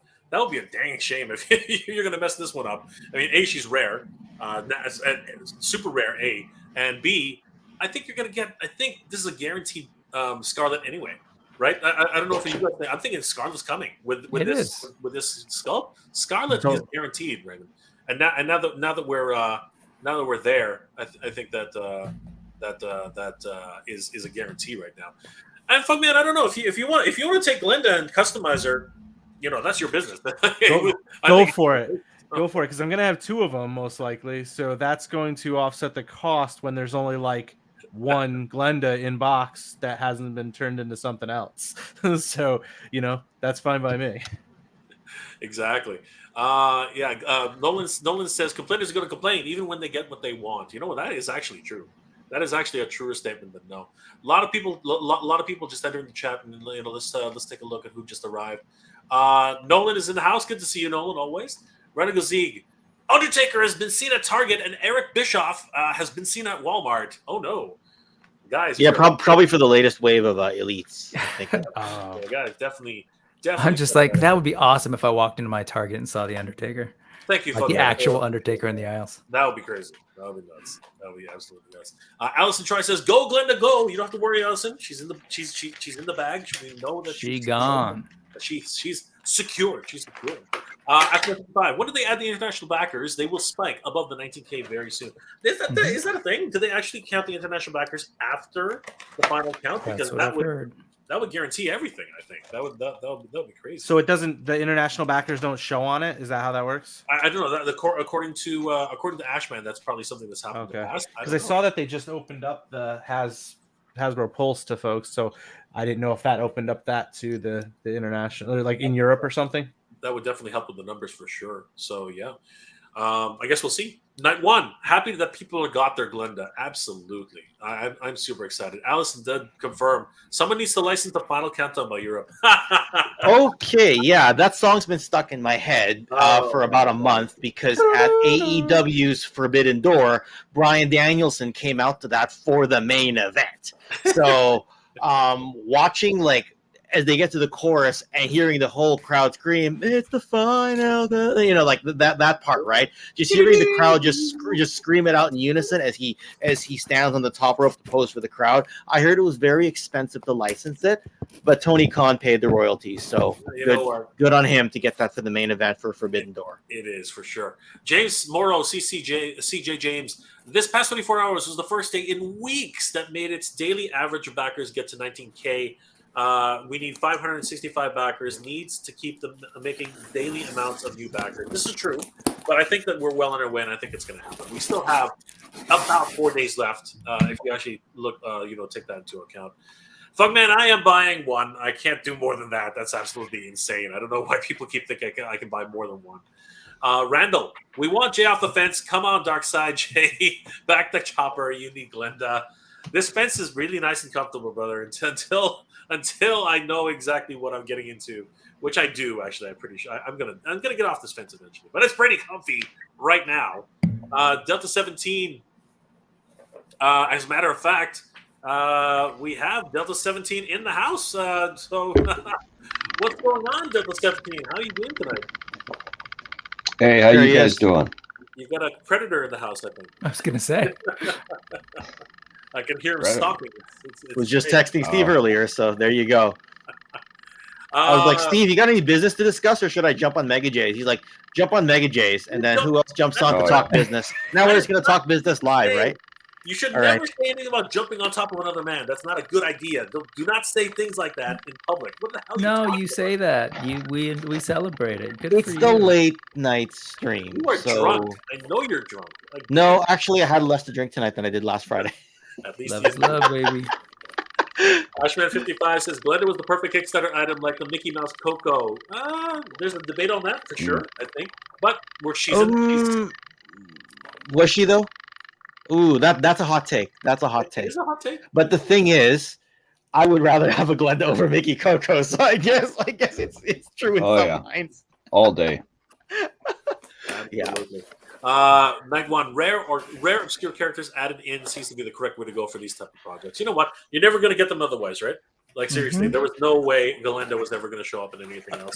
Jay, a good point on that is if you go back and you look at the one Mattel just did, and I won't drag you out to that, but they just tried to do the WCW arena, and they gave us a bunch of characters that we already have been delivered over and over again, with the exception of one. So that's an example of what you're dealing with. And it seems to be a continual problem with Mattel because they did the exact same modus operandi with the Jurassic Park. And who knows whether it's the licensor that's actually trying to push that. I'm not 100% sure. Like, I think if they'd come in earlier with the Scott Steiner, I think they would have moved the needle a little bit. But at the end of the day, you were getting Hogan again, you were getting Warrior again, you were getting EDP again, right? And you weren't necessarily getting you were getting more obscure versions, but not the ones that people really, really want. Absolutely. Right. Hey, so. JJ's in the house. Hey, Jay, I backed 2 Dragonfly, make up another. Dude, you are nice. You are doing baller. It, you are a baller. Awesome. Good to see you, JJ. Thanks again for all the support, my friend. But you know what? Delta 17. We got you here tonight. Why don't you give us an update on some of the products that you're about to Showcase. Obviously, very interested in what you're up to these days. Since you're here tonight, why don't you do you have anything to showcase us? Maybe give us a taste of what's available. Well, I don't want to steal the spotlight from Travis here. I'm just jumping on. Actually, to give Travis my got 2 cents about Glenda. She's cute. Actually, Travis literally jumped from 1717 to 28 to 1270. So I mean, he's doing really well right now. So it's not like you're stealing the thunder. But if if you rather hold off on that, you can give it a surprise. There's plenty of room for us all to eat. Yeah. So it's up to you. I appreciate that, man. I appreciate it. Speaking of eating. Yeah, no. What do I hear in the background here? Something's off. Let's see if I mute myself. See if it's. Oh, anyway, but why don't you give us at least a are you hearing that ticking? Is that what you're talking about? Yeah. Yeah, that was a predator he was referring to There's earlier. a predator in the background there. He's sneaking in from the side. Oh, that's my frickin' webcam, man. Let me unplug it and switch to a different camera. I don't hear it anymore though. All right. Well, we'll see in a little bit. Delta 17. Yeah. You can just go off camera for a bit and see. If you want to just plug in that other camera, let's see if that helps. I'm pretty sure. Sure. Yeah. What's Brick got here? I don't know. He's got a liquor. He's got a liquor. I got a liquor. That could be the source of that sound. Which yeah, I know, right? Which is that NECA? What is that? No, this is a third-party thing called the Patriot, based on Resident Evil Monster. You know me, I like to kind of like go into uncharted territories when it comes to action figures. It's just gross and disgusting, and I've played Resident Evil, but the posability on this thing, we have Ken here today who coined a phrase, toy renaissance. Yeah. And we're in this era where we're getting toys from folks like AWOTK. We're getting toys from folks overseas doing, these really gross products that Hasbro wouldn't touch, right? We've got Masterverse. Masters of the Universe is all the rage right now. G.I. Joe's all the rage right now. Transformers never went away. We've got wrestlers, and on top of that, we've got fans creating ways to display our stuff and selling it to the community. It's just a really that's one of the things I said about the Renaissance was that the whole thing is the fan became the creator. Like you look at Travis over here, right? Grew up during what I always keep referring to as the golden period, and then now we're trying to improve upon what we had, right? And it's what it's about, evolution of what we our pop culture space and our collectible space. Yep. Tomb says, "I'm just after Wild Bill, hoping to buy someone's extra." I bet you'll get a Toon accurate one. I bet you'll get a Sunbow one. Yeah, somewhere down the line for sure. But Toon, I'm pretty sure someone is going to piece out because there are some people who just want, believe it or not, some people just want Glenda. So there's always that, and hopefully, Tombs will get. Hey, Tombs, reach out to me because if I'm backing 2, I only need 1. I was just gonna say the thing is, and as we hear, we keep hearing all these different people. Oh, I'm sitting on the fence. Oh, I'm gonna order it later. I got 2. I'm gonna sell my Glendas. You can have my. That's the reality of this is there's all these combinations of people who want certain pieces. I imagine there's people who are like yourself buying 2. I know others who bought 2. Mm-hmm. They're not going to necessarily need 2 Wild Bills. They're going to throw other pilots in there. So I'm scared of what's going to happen when I get the Night Force Crazy Legs and Ripcord, because am I going to go back and try to track down other Night Force stuff? Am I going to want the Night Force Big Ben that I passed up on? When they eventually do like a Night Force Falcon, with a better face sculpt, or just get the Ramen toy one. Am I going to want that one? So on and so forth, right? I don't know. I've been straying from sub teams. I haven't gone the sub team route yet in classified, but once you get the Dragonfly, they're part of the stretch goals. So you get them anyway, right? If I could bring it back real quick. So we were talking about the toy renaissance. What I didn't mention is that we've even got folks who are like, I miss O-rings. What if I created a whole other line of O-rings? Yeah, right? I noticed you didn't mention it, but I wasn't about to be too assuming and make mention of it, right?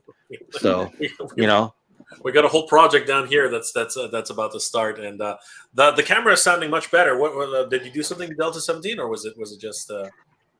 Oh, look at that! Oh, the Okami figure. Oh wow! Look Yeah, at that. Look at that! Oh, now don't you? yeah. I went all high tech and I Show us. unplugged my camera. Oh, Look that is at looking that. nice. sweet. Yeah. Holy crap! Yes. That is beautiful. Yeah, these Those are from the figures factory. I These were dreamed of painted. having. Wow. Yeah. So these are what we call T1 EP samples, right, Steve? Those are Yes. cool. Those are Yeah, nice. okay. Holy crap! Man, I didn't want to get into smaller figs. Could you do Sorry. some education real quick, Ken and Delta Right. 17, the T1 E17? Can you help us out a little bit? What are we talking here? You want me to take a crack at that, Steve, or you want to answer it? If you want, fill your boots. Oh, I don't know. I mean, you're the one on camera, but I think I introduced the term a little too nonchalantly there, so Brick's wondering. But sure, I mean, it's part of the test shot process, right? Like, there's more than one round of test shots. Like the ones we had at Joe Fest were the unpainted, uncolored ones. Right, and the colored ones on the side were paint masters that were not from the factory. The round after that is called T1 EP. I don't exactly know what that stands for, but that's what comes with that actually they're getting closer to what the final product looks like. But there's still going to be little tweaks here and there. Like Steve found a bunch of things that he was still working through with the production manager there. Steve, if I missed anything, just fill the rest of my boots. Oh, it's Rooster. Oh yes, that's our radio operator. Yeah. Rooster's looking good.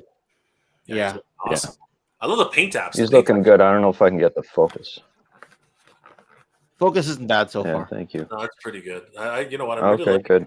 Their So Steve, sorry to I'm a 6-inch guy most of the time, but I used to be a huge Joe guy when I was younger. Is this a Kickstarter? Or is it something you're going live with, or? No, it's fully funded. So we are going into production in early August. Okay. It was supposed to be July, but I wanted to add a couple of. We wanted to change a few things, make it a bit more high quality. There are some options that we could do. So here's a green shirt army builder. So if you want, you can get a whole bunch of them. That's so cool. They come Caucasian or African American. So can you bring back the little dog? No. I wanted to see the detail on that. Oh, for Leo, yeah. Oh, the dog. Yeah, the backpack on Leo. Sorry. Yeah, sure. So this guy comes with a little dog that comes off, and you can pose him, either looking forward or looking backwards. And there's also a little dog bowl that comes off as well. That is the cutest thing ever. That's fantastic. So, yeah, thanks. Awesome. I love the tempo. This is actually This was the most popular item at Joe Fest at our booth. It was hilarious. People were specifically the dog and the dog bowl. Specifically the dog and well, I love the dog bowl was actually was a bigger success than the dog itself, really. So yeah, we've got them all pretty much dialed in. There was one figure that was really needing some love, so we slowed it down just 2 weeks, and we gave her some love, so she's going to look good. Otherwise, she might have been just one of our, what do they call it, peg warmers. So, but this is our leader of the good guys. But the one that was in trouble, where did she go? Oh crap! That was that was in trouble now. Yeah. Shit. I mean, shoot. That's okay. It's we're okay to system. Oh yeah. No, 11:30. But yeah, Kestrel was one that we were having some difficulty with. This is a wax model, so this is exactly. It comes out in perfect proportions, right?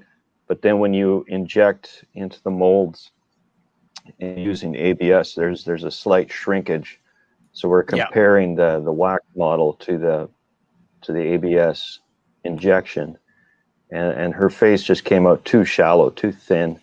So she looks a little bit cartoony. We're redoing her face art so she looks better.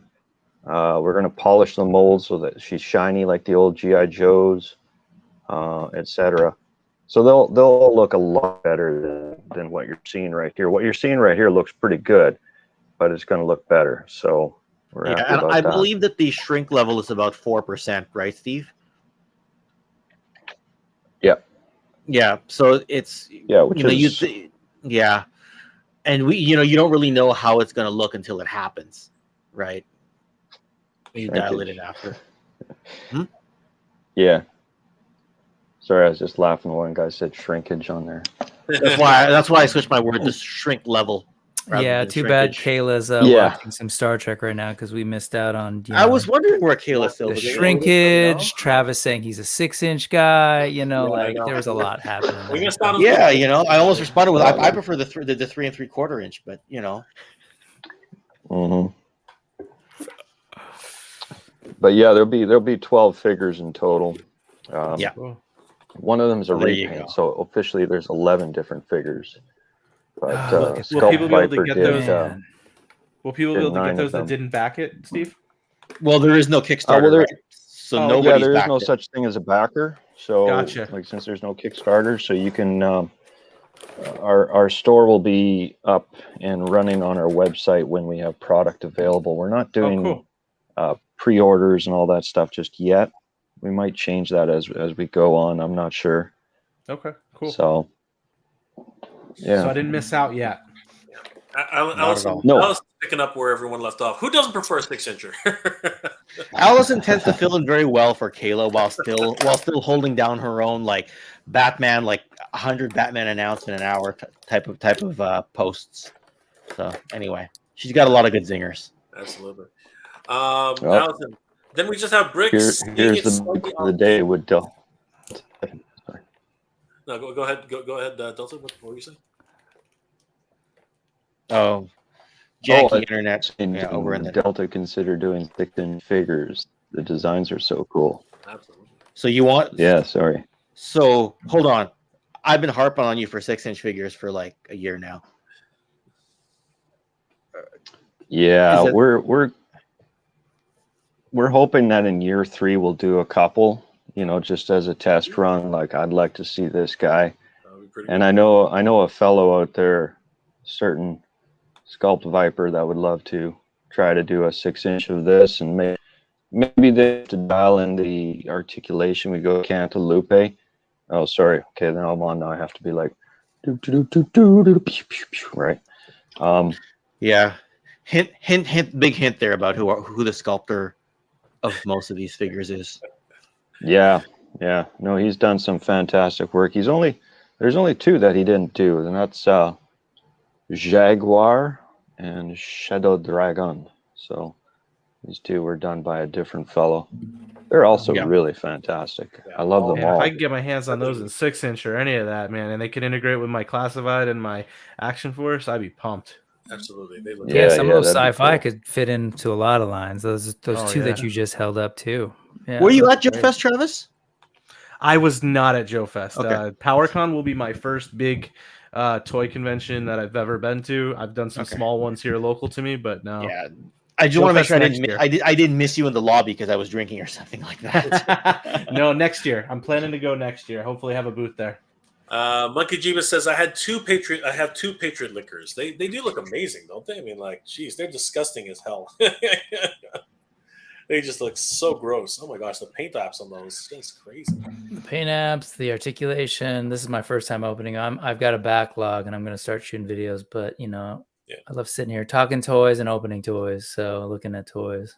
Yeah. Robin says I wanted to make RE2 liquors, but once I saw that, I gave that thought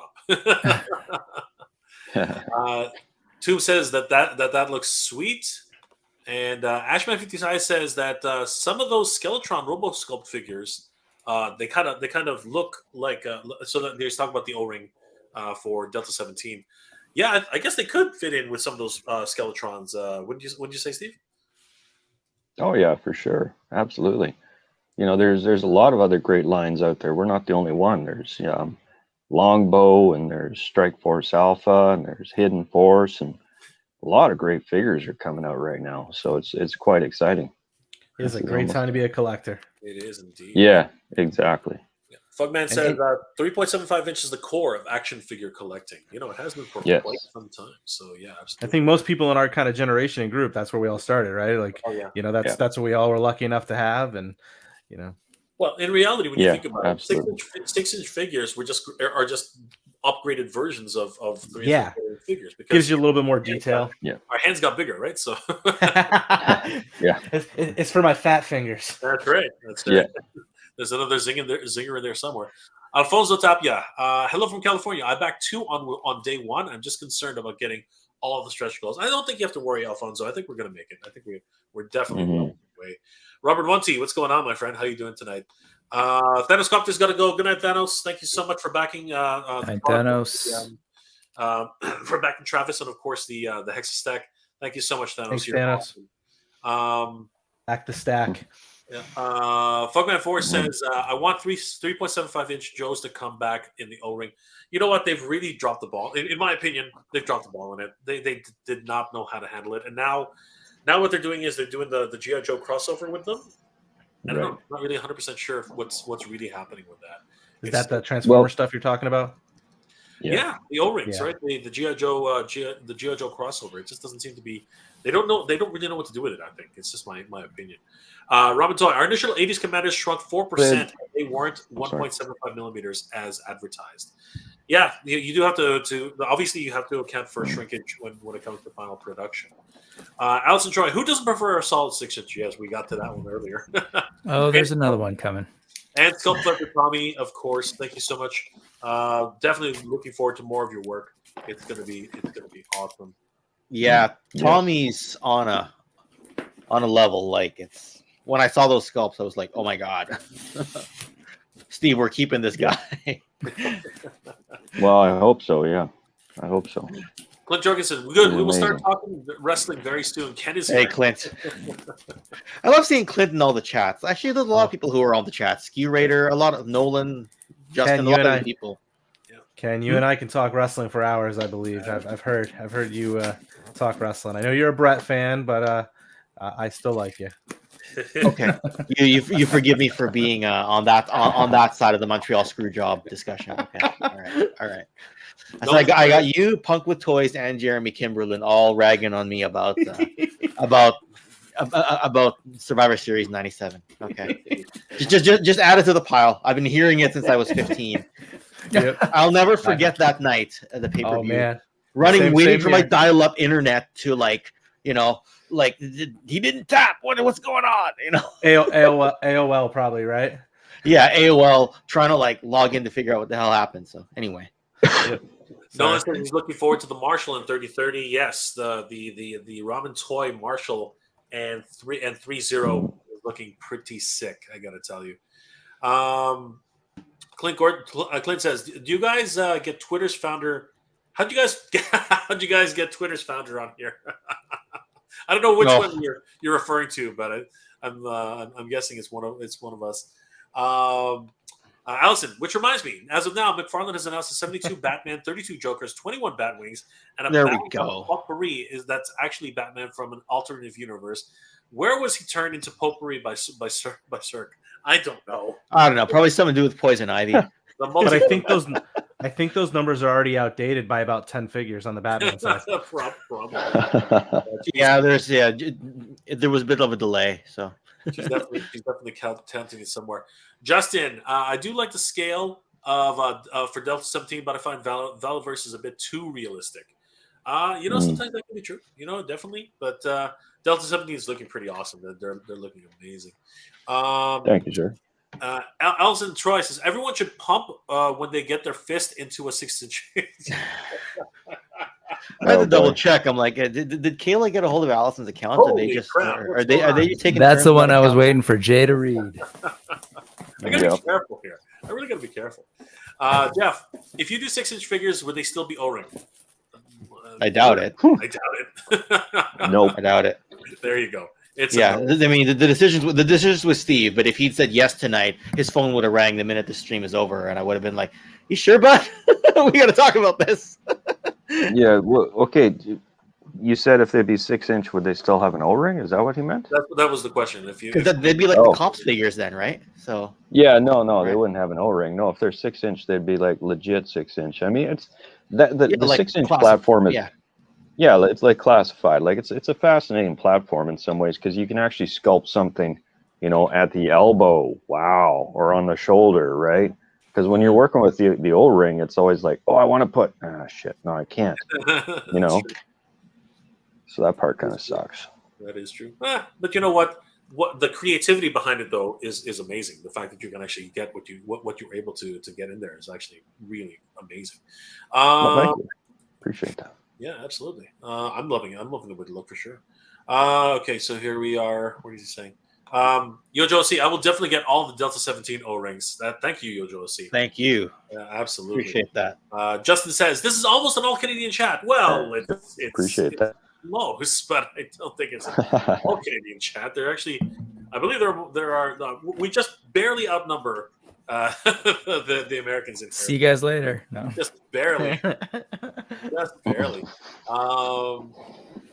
Clint Jorgensen, Viper Island is Canadian. Who? Who are you talking about? I don't know. No cursing in this chat. I don't know. What you're talking about. I have no idea. Yeah.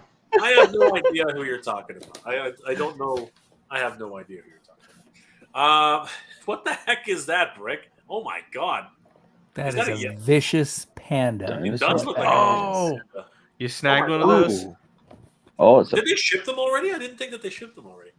I got this a week and a half ago, and I haven't opened it. And Where'd you snag that from, Brick? Bombus Bee. Okay.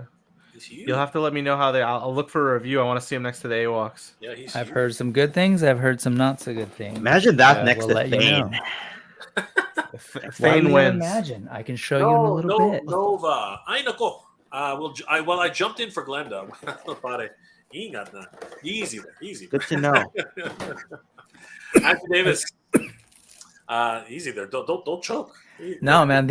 So I just opened this guy, and I took a woof, and I took this one. Man, these things are off gassing. So Brick's gonna be high in a second. I like Glenda and Kim's video on her was awesome. I'm in for 2 dragonflies, maybe a third. Holy crap, Andrew! wow. You're just killing it right now. I'm glad I I'm have just that level of curious, influence of the on folks you. here, on how you. many of you know people who have gotten multiples? I'm I in know for several one. people who've gotten more than one, Really? and it's not me. Yeah, and there are people here right now. So We keep talking about it. just saying, and I've heard other people who said I haven't done it yet, but I'm going to get 2. So The Oh, yeah. price is so good. Like I'm not a huge fan of like the backing stuff with the bigger things. But the price is so good. Like it's right with the sweet spot, at least to me. So like I can feel like Yeah. I can go snag 2 of those, and then like I feel like it's nice because you have the nice army of them, and for if you're doing any photos, I still have the WWE Mattel in the box that I backed. I never even opened it. mhm. Absolutely. Wow. Okay, so Justin says, why is nobody doing another 6-inch military line besides Valiverse? BBTS is partnering with Fresh Monkey Fiction to do Operation Monster Force. Now that's pseudo Yeah. military / Yeah. undead. Fantasy. So it's a mixed military line, but yeah. I have my thoughts on that, and I think part of it has to do with we're in a place right now where the industry is changing, right? Like I think Ken said it, creators, the customers are becoming the creators, and I think for a long time it requires a very strong IP to be able to put something in front of the consumer to market, right? You had to be in retail, you had to be on shelves, but that's drastically changed, at least since I've started following. You see AWOTK, Savage Crucible, Delta 17. I'm just hearing about you for the most part, but Mythic still I'm Legions. already ready to jump in. What's Mythic Legions? That's a big Yeah. one. Yeah. Yep. So like with Big. these independent lines coming out, I think you'll see more of the military line. You'll find someone to do it. I mean, Valiverse and Classified are doing a great job, but is there room for somebody else to be in the market? I absolutely think so. I think I've heard that Marauder wants to get in on 6-inch, but all their manpower right now, from what I've heard, I don't know this for sure, it's behind their Vietnam Kickstarter, which is the 4-inch Kickstarter that they did, and they also unlocked a ton of stretch goals for that. So that means a lot of design, a lot of tooling that's been going on. So, but my understanding is Marauders has the ability to do 6-inch. Oh, and I should make mention of Skeletron as well, because they are doing some 6-inch stuff. Now, that's a bit more sci-fi-ish. But because it ties into the original Palatoy Red Shadows, there is that people are naturally going to liken that to GI Joe as well. So yeah, so there's options out there. Yeah. Right. And Outside I of think you're action. going to see even more. I think you will see more, especially with the success you've seen in so many product lines like Savage Crucible. Like, I mean, that Kickstarter went crazy. Yeah. Well, the reason I asked you whether you were at Joe Fest, Travis, is because I saw a Condor figure in your the mail away version in your photo. So I just assumed maybe you got it there, but maybe you got it before that. I did the mail away. I did 2 of them. I have so many action figure points. I was like, I'm getting 2 of them. So I've got one in a box still. I haven't opened this over here. I might do as a giveaway at some point, and that type of thing. Mothman says Degeneration X for life.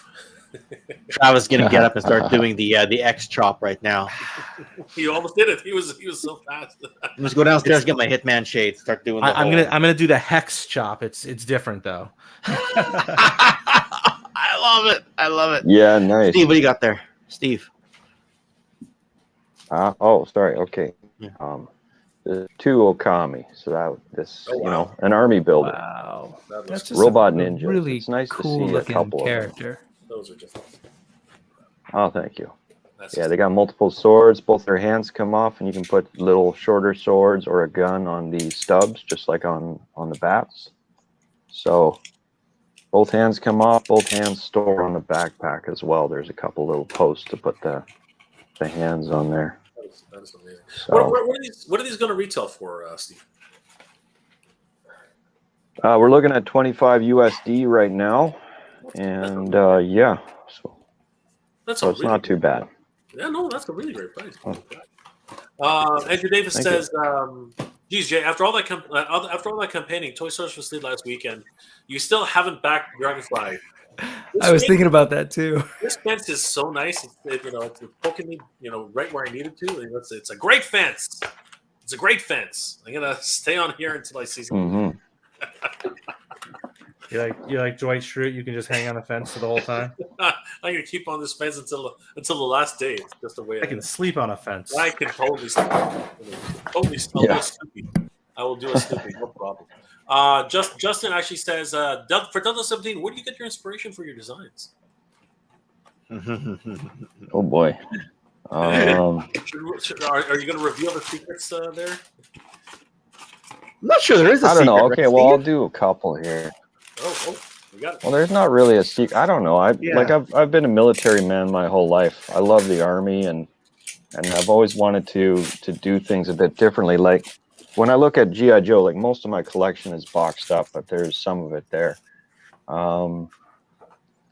I don't know. I just pick out the best and think, like, how could we make it better, right? So for Rooster, this guy here, I actually based him off of the characters, Tears of the Sun with Bruce Willis, that movie. Yep, the movie. Yeah, I loved it. Yeah, it was a sort of a cheesy Hollywood movie with the girl always scared and her breasts hanging, whatever, right? Your typical Hollywood, but the action was good, and there was some legit military stuff. But they were all camoed up with camel faces and stuff. And there was one dude with a mohawk, and I was like, oh man, I got to do something like that. So that's where Rooster came in. But, I changed him up a bit. I made him a Native American radio man with, he's got a radio pack, and the radio actually comes off and becomes its own separate pack. So you can give it to a different guy, or, take this one off and just wear the radio itself. The handset comes off, comes with a spare antenna. The little bag comes off as well. That pops off. But he's a really powerful character. So he's semi based off of Tears of the Sun.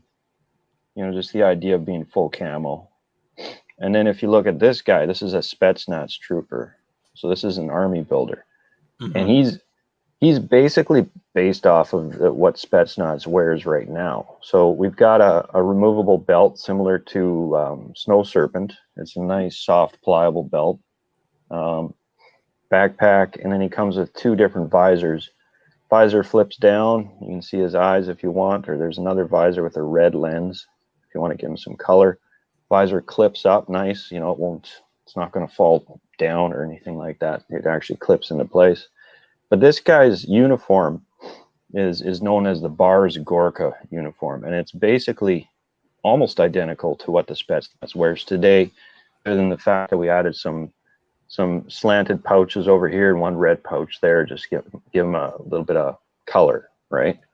So some of the stuff is based off of real guys. Like this guy, you know, he's basically someone you'd see in the military. He's got a skull face mask. He's got a regular helmet on, night vision goggles that come out. You turn them around, plug them back in. And he's just kitted up with a ton of stuff. Like a big, you know, this guy's a warrior. He's got tons of mags and stuff. That's why he's the leader. Yeah. So, and you know, what is he based off? He's based off of a real modern soldier. So, you know, some of the designs just come from what I see in the military, right? So yeah, but some of the other stuff is a bit spacier, a little bit out there. And that just comes from my brain. Absolutely. I mean, I do love, you know, Leonidas and you know the kind of things that come together like that. You know, that yeah, really really cool to me. Yeah, and Leonidas is based off of that guy that we've all seen on the internet. I think they call him Cowboy, right? So I had never really seen the guy before. I'd seen him like twice on the internet, and I was just like, well, no one's ever done this dude, so let's do him, right? Added some tattoos, gave him a dog, made his personality a bit wonky. His dog is a bit wonky. And yeah, so he's going to be our Canadian JTF2 special operator. But he's basically, you know, he's based off of that one picture that's really, really famous on the internet. That one operator that's just so salty he doesn't care. Originally, I was going to do him with a set of Crocs on instead of boots, but I thought, well, we'll back off of that a bit. We don't want to make it too cartoony, right? So sometimes people like that, though. Sometimes people like that. Stanley Ebhard, Glenda's blue will pop out against the olive cockpit. Well, that's absolutely true. That's definitely not out of the realm. Allison convinced my friend that he needed two. Well, Allison, you are an enabler. That's crazy. That's a lot of money right there. Oh wow, those are some really crazy effects.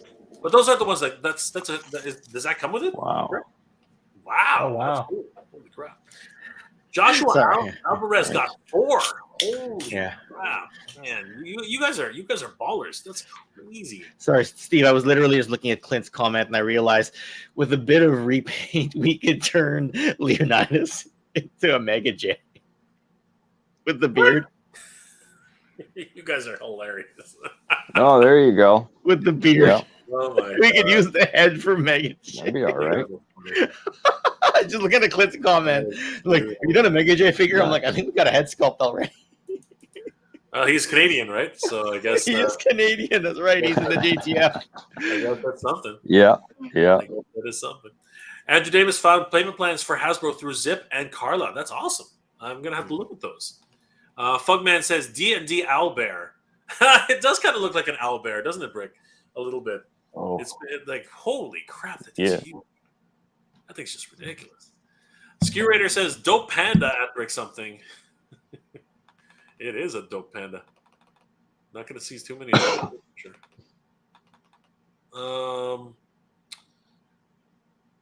Justin says, somebody said on another chat that the cost is too much, not enough profit for 3.75 inch anymore. I was thinking the guys at Whiskey Jack Toys.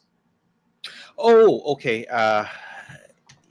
Okay. Yeah, that's Darren Howlett, right? Our buddy there. I heard somebody say that recently. The cost is too much and not enough for profit for 3. Okay, so it's a tough call, right? Because there's a lot coming out. Still Longbow, Call Sign Longbow still coming out. Operation Recall still coming out. So I think what it is that a lot of people, I mean, I don't know the exact tooling price for a 6-inch figure, but I've heard people say that tooling between a 6-inch figure and a 3 3/4 inch figure is not that different. And then for how much you can charge in the open market, some people just feel 6 inches more worth it, right? Having said that, you can world build more readily a 3 3/4 inch. So pick and choose your pick and choose your battles, especially right? with vehicles. Especially with vehicles, right? So right. So can I ask about that, nice fun man there. Yeah. Assuming from someone who's like been doing this research, yes, you can world build and you'd be creating vehicles.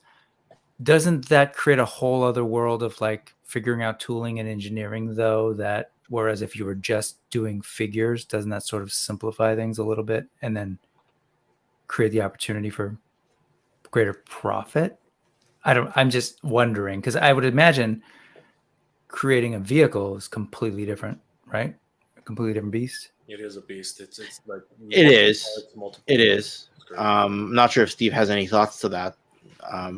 To go first. Just Actually, you know, well, we're. Oh, sorry. yeah, Travis, Go ahead. you gotta get going, right? Is that Yeah, I'm gonna roll out. I just wanted to say thank you everyone in the chat, and then Jay, especially to you for the opportunity to come on and chat with everyone. Steve, getting a chance to meet you. Ken, second time you get to jump in on me. You know, we'll keep playing this game. It'll be fun. Steal chairs and ring the bell. He did not tap. He didn't. Okay. But he's like the longest reigning champion. I think I saw something recently. So. But Brett, thank Brett, you guys. would you mind throwing that up again one more time. this? The Kickstarter. Throw it up one more time. Oh, sure. Sorry. Yeah. We'll just do a really quick shout out to Travis before he leaves. Awesome. Yeah, for sure, Yeah. sir. Give me a second. Boom. And Yeah, and like you said, I appreciate the feedback from both you guys. I'm definitely going to take some time this weekend and update some photos, and also make sure that those extra pieces that are buried in the back, I'm going to get them in the display here for the main piece, so folks can see all of the extra features and stuff that are available to them. So, Guys, definitely check out Hexastack on Kickstarter. They have so many different options, which Travis is going to get to eventually. Get them on the front page so people know exactly what they're able to pick up as extras. Guys, definitely thank you so much for supporting Hexastack. Travis, thank you so much for being here tonight. It's been an absolute pleasure. Thank you, my friend, and absolutely. we will see you at PowerCon. So, guys, PowerCon. definitely come Awesome. see me and Travis at PowerCon, and somebody help us convince Steve over at Delta 17 to show up at PowerCon so we can definitely get everybody looking at these amazing figures in another wonderful setting. I'm just kidding. We could have them there displayed on some really kick-ass stands. There you go. See Yeah. how quickly that escalated quickly. You know what, Travis? You've got a corner booth. Maybe we can work. Maybe Delta 17 can work something out with you. I mean, Absolutely. those look amazing on some Hexa stacks. I'd love to display some. Yep, Absolutely incredible. And you got the right scale for them too, right? So like the right scale of Hexastacks. So I have 1/2 inch all the way to the 3 inch, so you can stack in between. But additionally, since the foot pegs are removable and magnetized, one of the things folks have been pushing me to do is make sure that I can support the 3 3/4 stand figures too. So definitely it's an option. Yep. Nice. And you know what? If anything, I'm heading there. Just Delta 17, send me a couple. I'll meet up with Travis. We'll put them on display all weekend. We'll do something. Awesome. We'll do something together. Anyway, it's all good, guys. Thank you so much. Of course, indie creators, support your indie creators. Support Delta 17. Support the Hexastack, guys. Definitely check out Hexastack on Kickstarter. Thank you so much, Travis, for being here tonight. We will see you so much, guys. my friend. Have a great Absolutely. night. Take it easy, brother. Great weekend. Bye. Guys, that was Travis with Hexastack. Thank you so much for all your support, everybody who supported him tonight. We literally went from 717 all the way to 1228. Holy crap.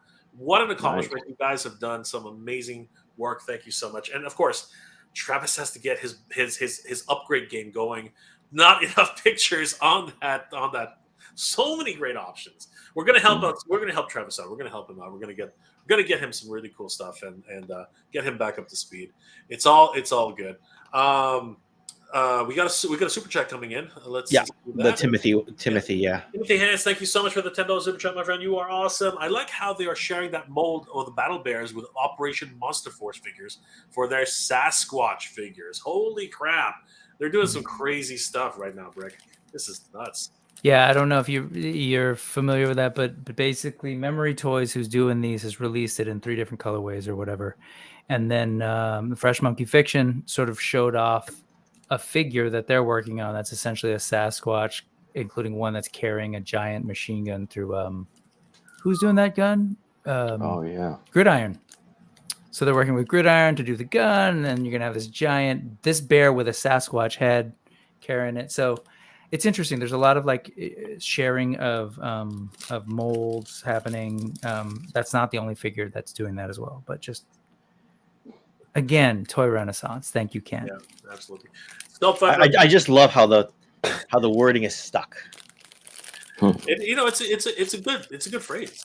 Sculpt Driver Tommy, that's genius. He will take a look. Oh man, you got Sculpt Driver Tommy getting some ideas in his head where we might see some cool stuff on the way. Who knows? Please, Tommy.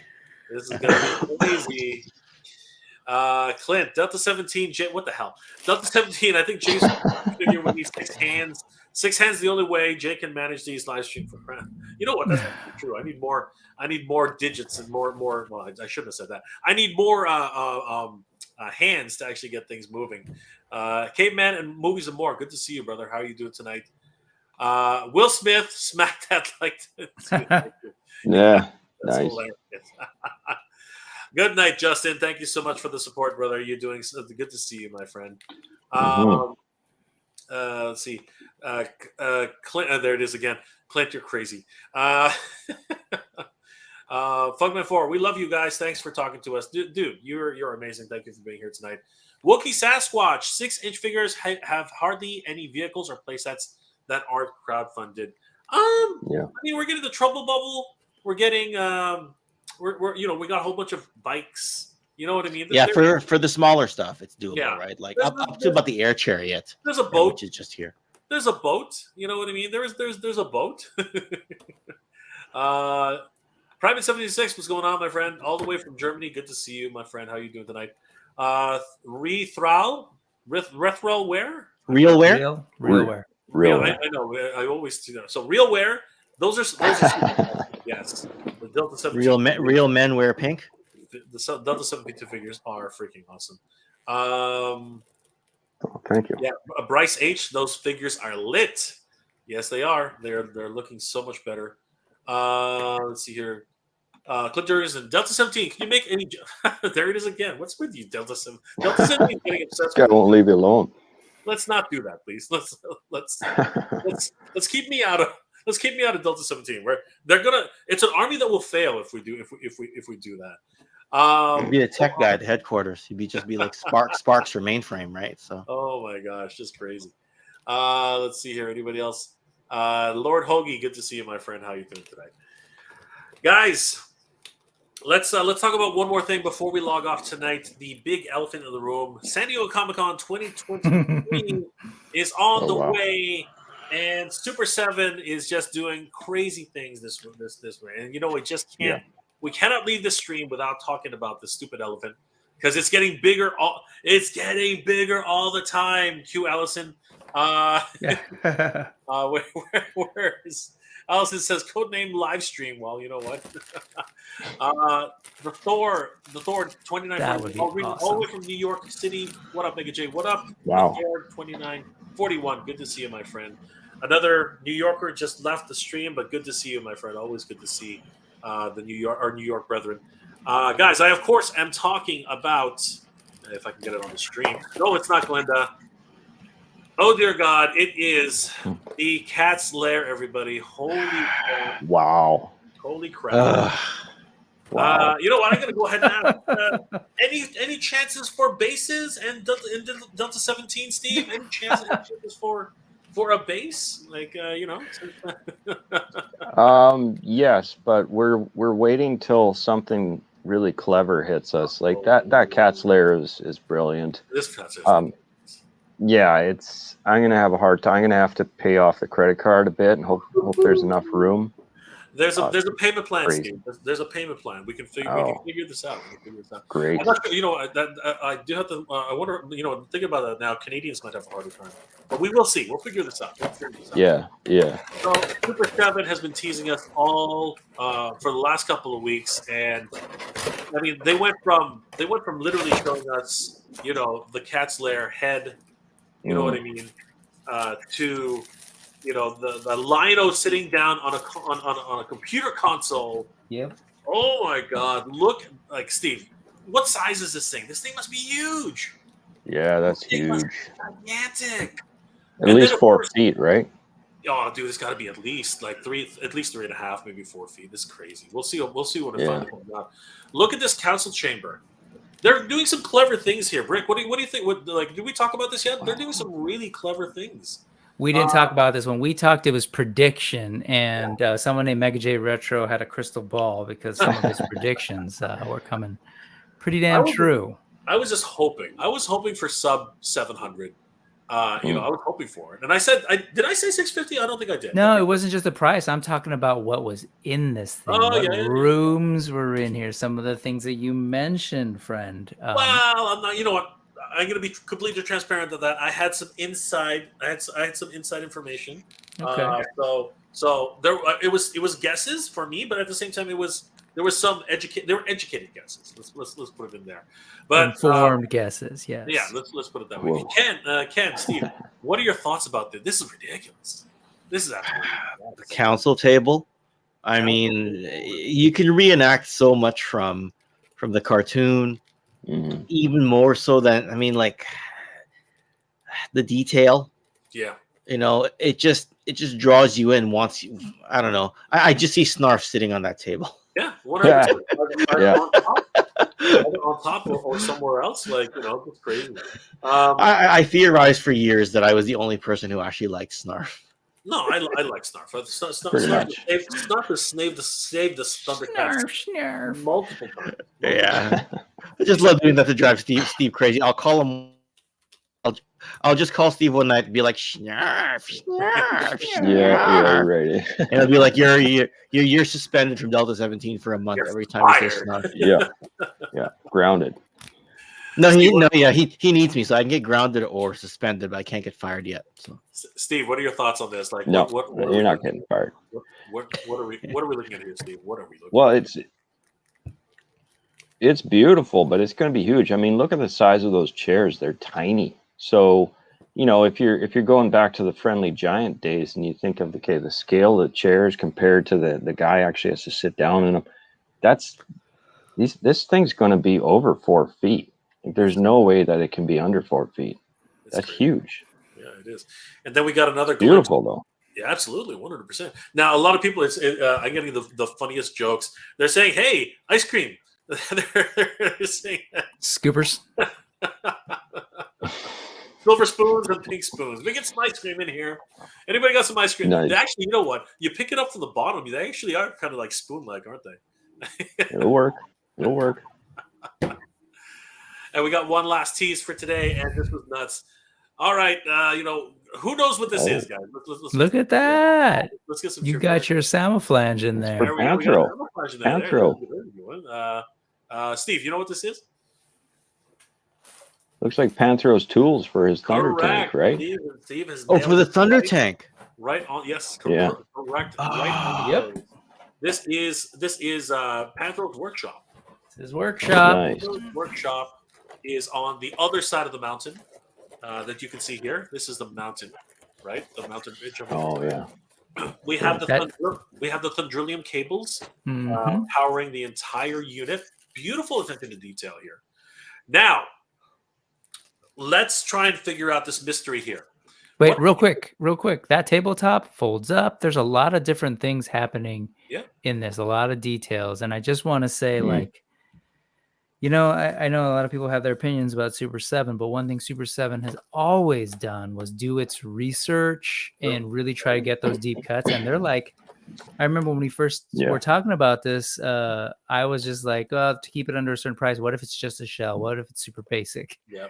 And the team over there was probably laughing their ass off if they heard that. They're like, no, we don't really do that, right?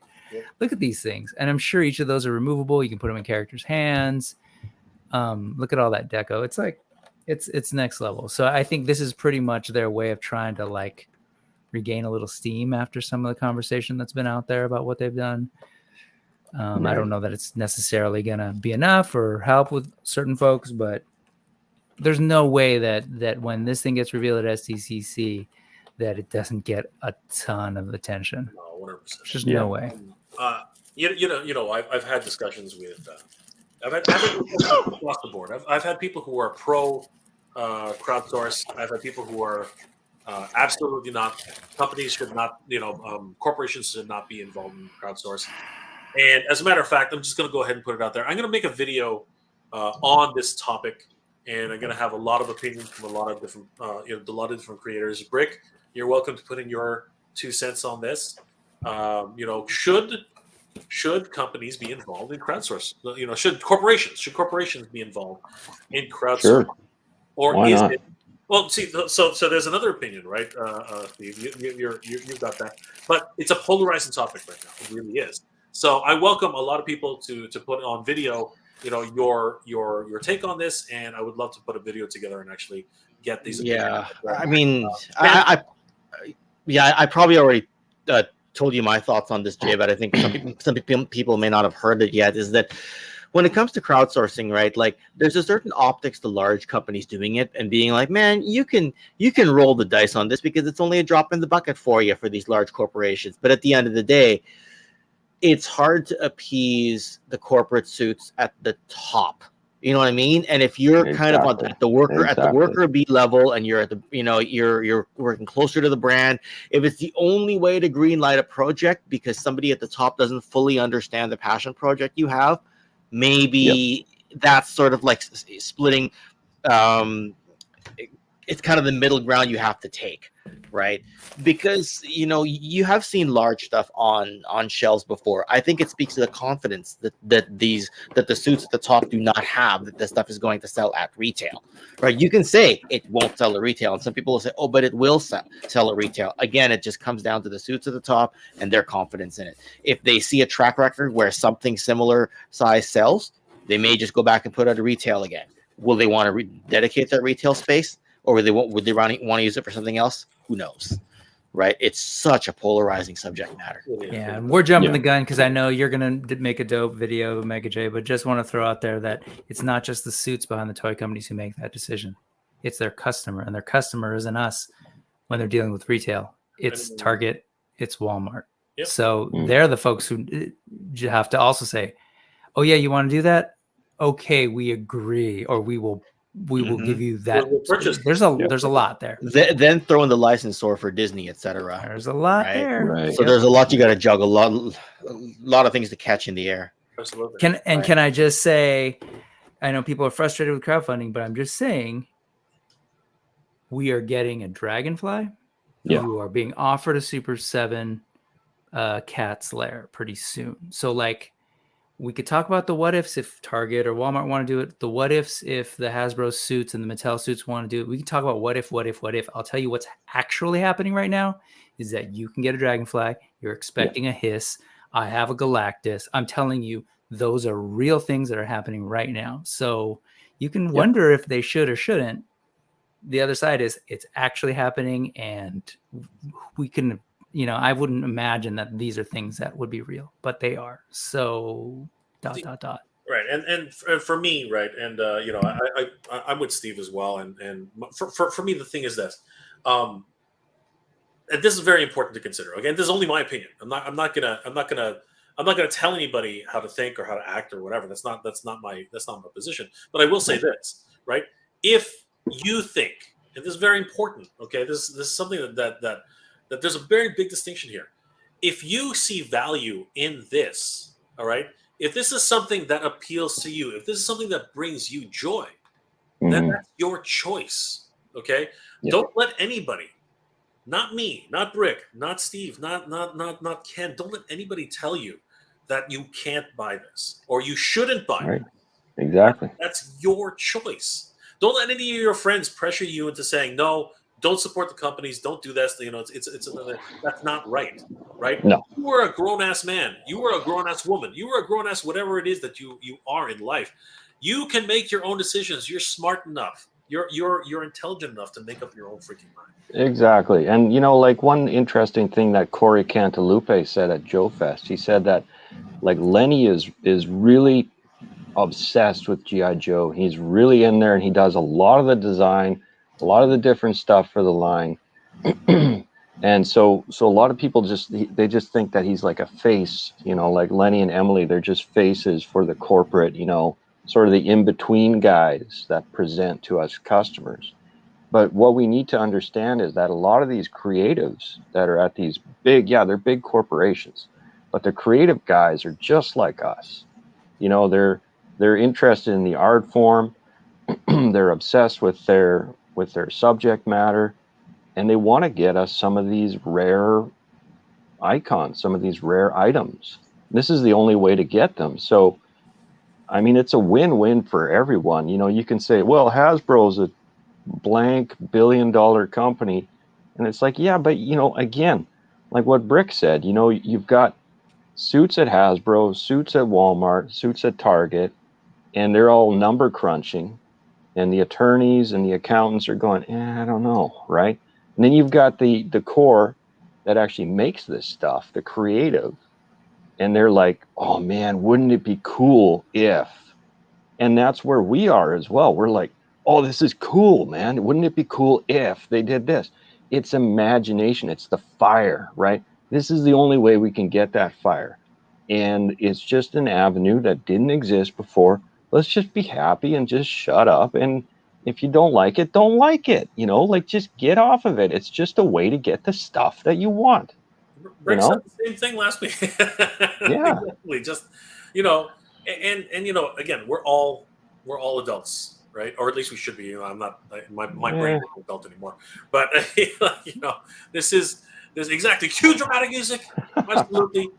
Ken, Right. is that a dinosaur eating your neck? What the heck is that going on? What the heck's going on behind you? Probably King I was saying Grayskull on a Ken. dinosaur. No, I was saying Ken. There's something. There's something eating his neck. It's the back massager. What the hell's going on back there? When the screen was small, what do you call it? When you had something on the screen, I turned it on just to get my shoulders massaged. Then we went back to full screen. So I quickly shut it off so it wouldn't look like something was eating my back. But I didn't shut it off quickly enough. I was like, "Kid's being attacked. Something's going on." Oh no! This was a Father's Day gift from my wife. It's funny because Steve, I don't know if you were there, but when we were having burgers at what do you call it at Joe Fest, Hans came just to randomly massage my shoulders. Oh yeah, and he's like, your shoulders are really tight, and I was like, "It's Hans, stop!" It's like, Ken, your shoulders are really badly tight, and I'm like, "Damn, I got to do something about this." I come home, and you know, a week later, I get this as my Father's Day gift. Somebody's trying to sell it, Ken. Somebody's trying. Yeah. Yeah. Nice. Caveman and movies. I recently found He-Man and the Battle Cat at my local Big Lots. Sadly, the cat is unreal. Yeah, no. Unfortunately, they didn't put any articulation in the feet. They didn't put it in the. Honestly, that was a really big fail for Mattel. That was a really big problem. Clint Jorgensen, the computer console screens hopefully has images you can place in there. I was. They will. They will. I think that's going to be a stretch goal. I think that those are going to be stretch goals, and I think that those are good stretch goals. And maybe not have them staring at blank screens. No, 100% Clint. I think that Steve is on board with me.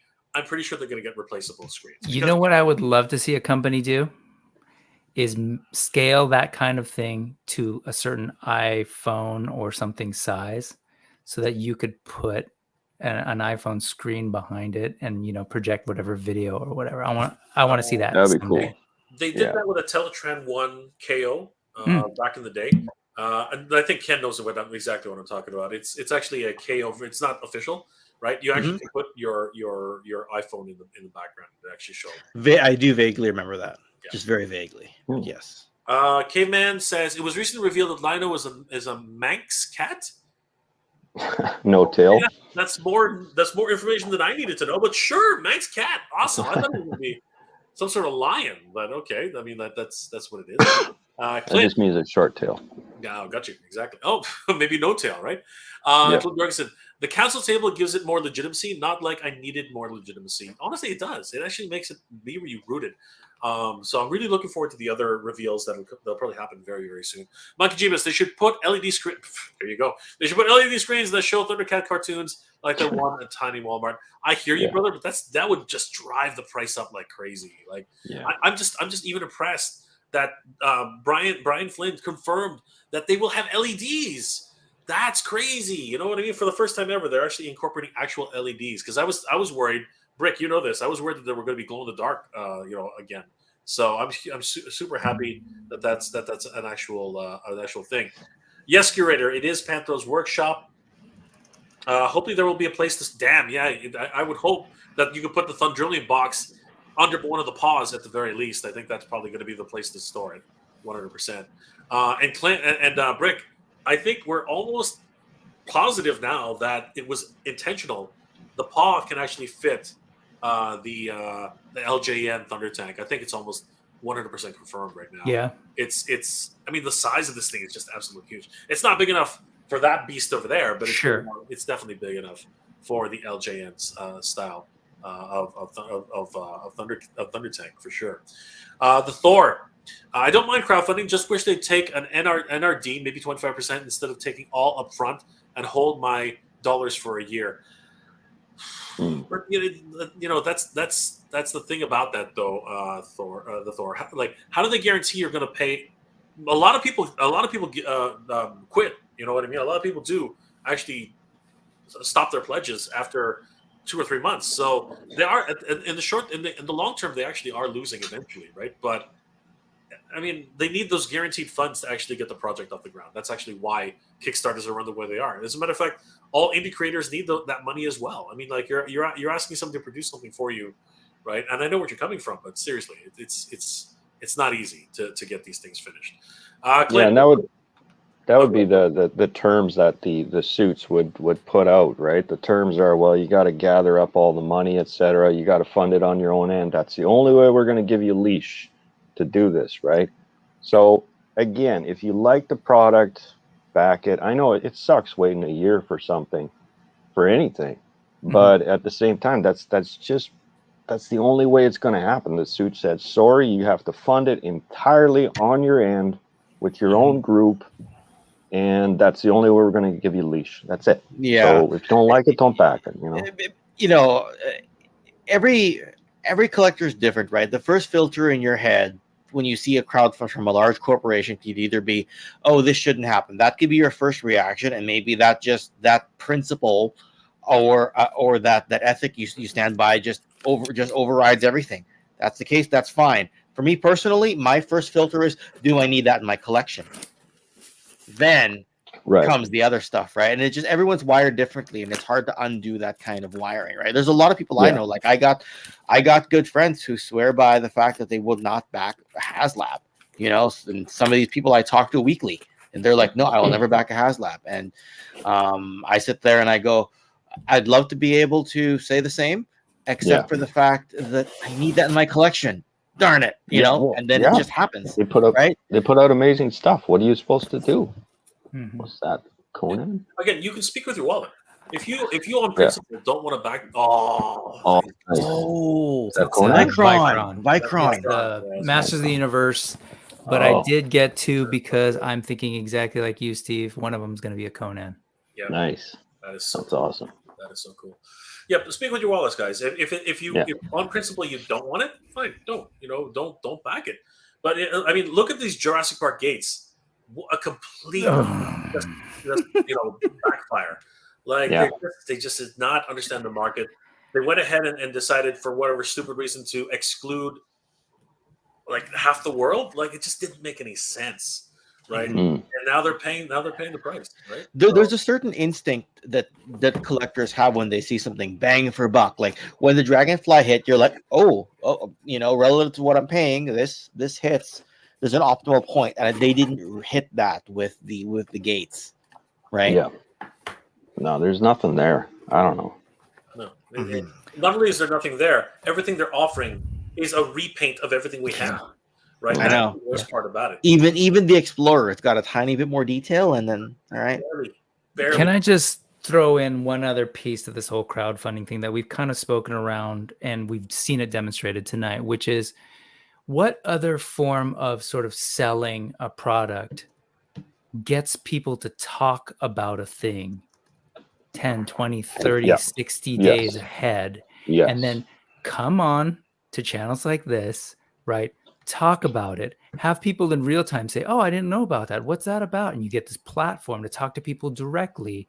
We see that number rise. Like part of the other aspect of this is that sort of like coalescing of the fan base and getting that chatter. And of course, no one wants to hear people like try to tank or sabotage or talk negatively about a product. But the other end of that is people are talking about a product. People are talking about an IP. So there's this weird aspect to this whole new way of approaching things where it's like built-in marketing, built-in creating like this direct relationship with some of the people who are the most diehard, passionate fans of your thing, whether they are working with you in this campaign or working against you, you still know who those diehard people are and you're interacting with them. I don't know. It's just, I saw that tonight, right? We see people making connections. Like there are folks here like probably weren't thinking about stands for their figures. Then here comes Hexastack and it's like, oh, wow, what's that about? Same tonight. Like there are folks who did not know that Delta 17 was happening. We saw figures. You're not crowdfunding, I know, but I'm just saying we're in this avenue now where being able to talk to people and show people the thing is like so important. It's an active, direct way of going things versus, oh, maybe if I walk into the store and maybe if that thing's there and maybe if I have money and I can get it, it'll just be there and passively I'm going to pick it up. Right. It's very just, I think there's a lot to this crowdfunding thing that folks need to understand. It's here and it's still new. It's still brand new. Yes, it started with small indie creators with things like crowdfunding. And what we saw was corporations were like, right? Maybe we can do this for things that we wouldn't otherwise take risks on, right? And it kind of and so, and unfortunately, I know this has come up before on this channel a lot around like the classics. Like think about that as the early days, the experiment. What if we did direct subscription to our fan base, right? And I think all of this is just part of the market sort of like trying to readjust to the reality of the 21st century where we actually have the infrastructure to be able to do this when you weren't able to do this 15 years ago. Exactly. So. Yeah, like the world has changed, right? Like if you think about when we were kids, okay, like I'm going to be 50 next year. Like holy cow, right? But when I was a kid, there were 3 channels on the TV station. Yeah, and we had 4 if you count the French one, right? And so of course, you'd go to there was only a handful of comics. So you would get G.I. Joe on TV. You'd get G.I. Joe at the local drugstore in a comic book.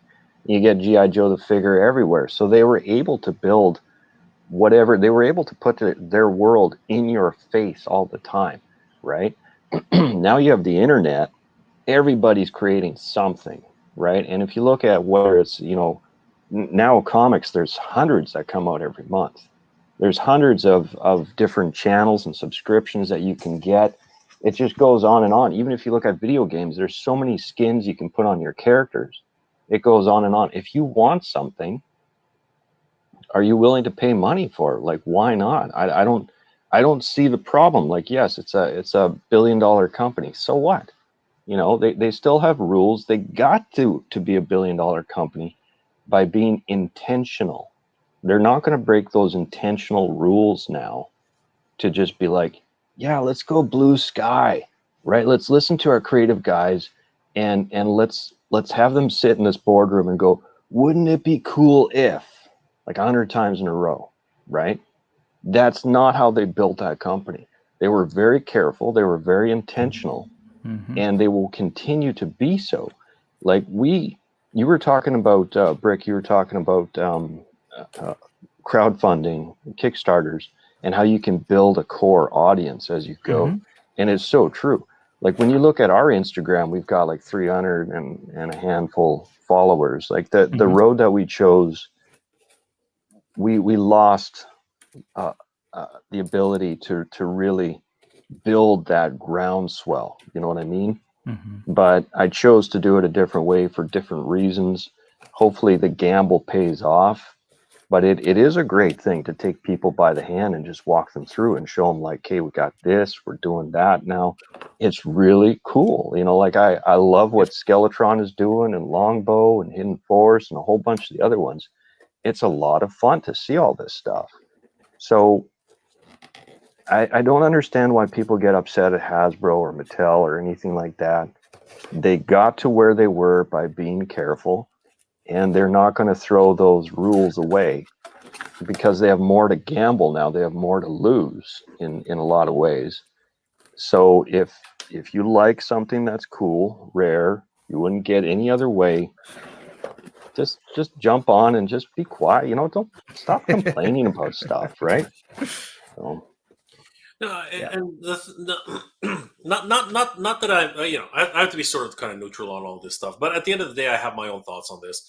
But it's just somebody in the chat earlier said we are spoiled for choice. The truth is we are, right? There hasn't been a time that I can remember that anyone could collect multiple toy lines. Forget about the fact that the 80s has come back. We are living in the, as Ken would have called it, the golden age of toys and cartoons. We are living back in the Renaissance, the toy Renaissance. There's something, Ken. We are living once again in the toy Renaissance. And you know what? It's a great time to be a toy collector, especially if you grow up. Especially if you grow up in the 70s and 80s and 90s. Yeah. Like right now, anything from and can I just say that Teenage Mutant Ninja Turtles is the property that will not die. That thing has never once left the airwaves. That thing has been like every few years, it just keeps coming back and keeps coming back. It is literally the cat with 9 lives. It never ever dies. But you know what's great about the Teenage Mutant Ninja Turtles? Because they keep evolving with their audience. Every single iteration of the Teenage Mutant Ninja Turtles is slightly different, and every single time they have something new to offer for their audience. And you know what? That's what makes a toy collecting great. And toy renaissance, Ken. Toy renaissance. We are living. Eventually, that's just going to become a meme. You should just copyright that, Ken. You should just copyright that. Put it on a T-shirt, right? Start selling it. You should just right here below Sarge's hat. Toy renaissance. Just go ahead and copyright the damn thing. But you know what, Steve? You were saying that you're hoping the gamble pays off. There are other ways we can help to make that happen. As we saw tonight, just getting the product out there, just getting people interested in it. I mean, I doubt very much that Travis thought he'd get from 717 all the way to 1280 for 7. I think he was expecting that tonight, right? But you know what? Nice. We're here to help, and you know what? We can make this happen. We can get people excited. Video is a very powerful medium, and again, we can make commercials. We can do whatever we need to get people aware of your product and other products. And again, for me though, the question will remain: where should this be? And I'm going to make a whole video dedicated on that. Should corporations be involved in that? And you know what? I think the answers are going to be surprising. We're going to get some people who are definitely against it. We're going to get people who are definitely for it. And we're going to get those people, even like myself, who we need to be critical about these things. That's the one thing I think that is very important. Even though I'm not against it, at the same time, you call a spade a spade. If they are not giving you the products that you want, you say, "What the f are you doing?" Sure. Right? Don't give me, Timmy with some puffed out hair. I don't need Lex with dirty legs. You know what I mean? Why is it Bruce? Why isn't Buck? Why isn't Buck the second tier to get me interested? No. Instead, we get all this BS, and literally, you blocked off half the market. You literally cut yourself off at the feet. Ridiculous. Absolutely ridiculous. The stupid lightsaber was supposed to spin. The stupid lightsaber was supposed to spin. It didn't do the one thing that it was supposed to do. It needed to spin. Oh my God, like crazy. Absolutely. All right, gentlemen, thank you for being here tonight. It's been an absolute pleasure. The chat has been going absolutely crazy. I tried to flash all your comments that that were flashed up here, guys. Thank you for being here tonight. It's been so amazing. You guys are absolutely crazy. Gura's PC Glass, thank you for being here tonight. Clint Jorgensen, always the voice of reason for us. The Thor, yes, and everybody in the chat's echoing a lot of what Steve said, a lot of what Ken said. There's a lot of discussion to be had here, and this is going to be a polarizing subject nonetheless, and I'm going to have a whole video on it. I hope that a lot of content creators are going to jump on board. Brick, I'd love to have your comments on it. We're gonna reach out to you, get some more insight. Some people are really keen and already sent you their thoughts. I heard, Jay. I believe some some very wise individual has already sent me something, and you know, Yeah. Yeah, and they have rehashed a bunch of them on here, and then shut up when he said, "Wait, I better save some for the real video." So. Ken, let us know what you're up to, my friend, and how people can reach you. What are you doing these days, my friend? Yeah, so there's this really amazing toy line called Delta 17. We need a creator who needs his shoes shined, his car washed, his coffee mixed with cream and sugar, needs his clothes pressed and suits pressed for the meetings. Doesn't know how to do his tie, so I kind of do that. Shoelaces, get them all lined up and everything like that. And other than that, there's cleaning his desk. There's making sure his bed sheets and pillowcases are changed. There's driving the limousine. I got to get into a different suit every single time for the limousine, which means getting my suit that he pays for pressed. Now, when I'm not doing any of that, there is a channel out there called Toy Connections that I do work on. I love doing histories on toys, Transformers, G.I. Joe, wrestling stuff. I just did a G.I. Joe history of 1983 just a number of hours ago as part of Hooded Cobra Commander 788 Cobra Convergence. July long event, and next week I'll be doing a history of LJN wrestling in the year of 1986, so going over the third year of that lineup. And just got a lot of stuff in the works, video wise, and and all the useless upkeep on the Delta 17 side of things while Steve does the real work. So other than that, you can find me on Mega J Retro, and Brick, you can find me on your Instagram messaging you something random. Love it.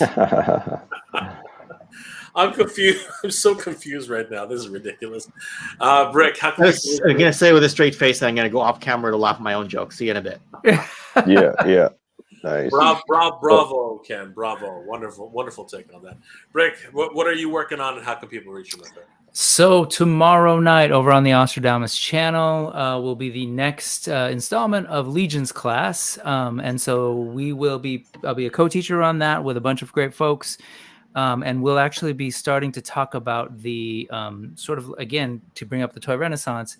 Not only was that sort of the fans becoming the creators that eventually generated this thing called Mythic Legions and Cosmic Legions, but when they came out, you had a bunch of other fans along there who were like, hey, why don't we do some custom parts and, painting, customizing? So we're going to start to talk about that aspect tomorrow night on Ostradamus Toys. AWOTK is coming again. There's all sorts of stuff. The easiest thing, check me out over on Instagram at brick.something. And then here on YouTube, if you just go to bricksomething.com, it'll take you right to the channel. Would love it if you stop by to check out some videos. Excellent. And Steve, Delta 17. Any plans? Thank you for showcasing some of your figures tonight. What is the future for Delta 17, Steve? Oh, the future looks bleak, man. Completely bleak. No, I'm sorry. We're just hammering out some final stuff with the production manager in the UK. He's getting us all dialed in, and I'll have more samples, carded samples, basically the final stuff that we sign off on, and then the factory will just go like, okay, here we go. And they will make a metric-ish ton of figures that will be coming our way in October, November of this year. And yeah. Mm-hmm. That is just so that is awesome. And the production manager may live in the UK, but the stuff's still being made in China. So in case somebody picks up on that and doesn't and says, oh, we can get stuff made in the UK. No, it's still China. Yeah. Right. Yeah. I think he may have moved there during the pandemic, and I'm not sure whether he's gone back further east yet. Anyway, just thought I'd throw that out there. Our team, our production team that gets everything dialed, they're in Hong Kong. Yeah. And I have never seen a group of guys do a better job. I did not know that they could do this stuff. Like now that we've worked with our sculptor Tommy, we used to sit there and spend tons of time just like, okay, can this actually come out of the mold? Can we do this? Can we do that? Me and him, we just sweat over every detail. And then when we finally passed the files off to these guys, they looked at it and they said, this can't come out of the mold, but we'll just change it like that there, and we're done. I'm like, holy cow, you guys just made a change, like a handful of change. These guys they can do anything instantly they're an incredible team. And the production manager and his design team in Hong Kong, phenomenal, like just mind-blowing phenomenal. They've re-engineered. If you take one of these figures apart, they look different on the inside than a G.I. Joe. They just added so many widgets and doodads that hold things together, that make it tighter, leaner, etc. And the crazy thing is when you show, sorry to cut you off there, Steve, but like one of the crazy things is when you showed me the test shots at the hotel before we went to Joe Fest, was that when you're changing the O-ring, right, it's really hard to hold everything in place, but the arms lock in, the arm sockets lock into the back torso to make it easier. And the one that you showed me, the head actually held in as well, but I think you told me that wasn't actually designed that way. I just got lucky on that one. But either way, imagine not having to hold the arms in place while you're changing the O-ring, because it already locks in. Yeah, just little details. And right. And then they're putting us in one of the best factories in the world as well, the same factory that does Star Wars Black. They used to do G.I. Joe Classified, but I think Classified moved to Vietnam. I'm not sure. And they also do, was it Sorry, DC? Sorry? Sorry, I blanked for a second. They used to make DC Universe Classics, you're saying, or no? Yeah, they did Classified. They do Marvel Legends, Star Wars Black, and G.I. Joe Classified for a while. And I think there was some other ones that he mentioned that they were doing. So basically the best stuff that you see in Toys R Us or Walmart, that's the same factory we'll be in. Yeah. I'm blanking as well. I was on that call, but I'm blanking as well. No, it's a lot of details. It's all good. Yeah. Well, great to hear it, and great to hear that Delta 17 is well on its way. And a team who can help with that is just absolutely invaluable. Last comments before we log off. Sunny Sundries, what about collectors that are not located in the US, Canada, or the UK? Well, you know what? There's obviously Hasbro's trying to do something, because you actually talked about Hasbro. You know what? It's always been a touch and go situation with Hasbro, but usually they have partners in different parts of the world. I think that's actually how they're handling that portion of it. So hopefully they'll be able to get it to you. I had no proxy, did not know parcel forwarding, so I missed the Haslab Quest Mythic crowdfund because no options were given at the time. I understand, Sunny Sundry. Obviously, if you live in Canada, there are, or at least Ontario, cross-border shipping is an option. So hopefully there are options for other people. Right. Sunny's really being critical about the Jurassic Park. Yes, I know that was a big, huge fail for blocking it from international backers. We've been talking about it for weeks. And the ability is something to discuss as well. That's not obvious when you live inside the U.S. And you know what? This is something which the discussion needs to continue. And that's exactly what we need to do. We need to make sure that these companies understand that we are listening and we're not stupid, right? That's the biggest thing about that. But is it wrong for companies to be in there? Well, you know what? I don't think so, right? It's just how they go about it and how we hold them accountable to not giving us crap. I think that's really what it really boils down to at the end of the day. Speak with your wallets. Speak with your wallets, everybody. It's crazy. Yeah. If you look at the way crowdfunding is done, it's amazing how fast Mattel will pivot if they realize that they've screwed up. Because you know what? A lot of people, like Macho Man is a huge example of that. For the new generation ring, just throwing him in the early tier. They pivoted so fast, it was not easy. Right. Yeah. The way the G.I. Joe team had to make something happen in the last few weeks. For the Sky Striker. Cobra Commander swept in and saved the day, right?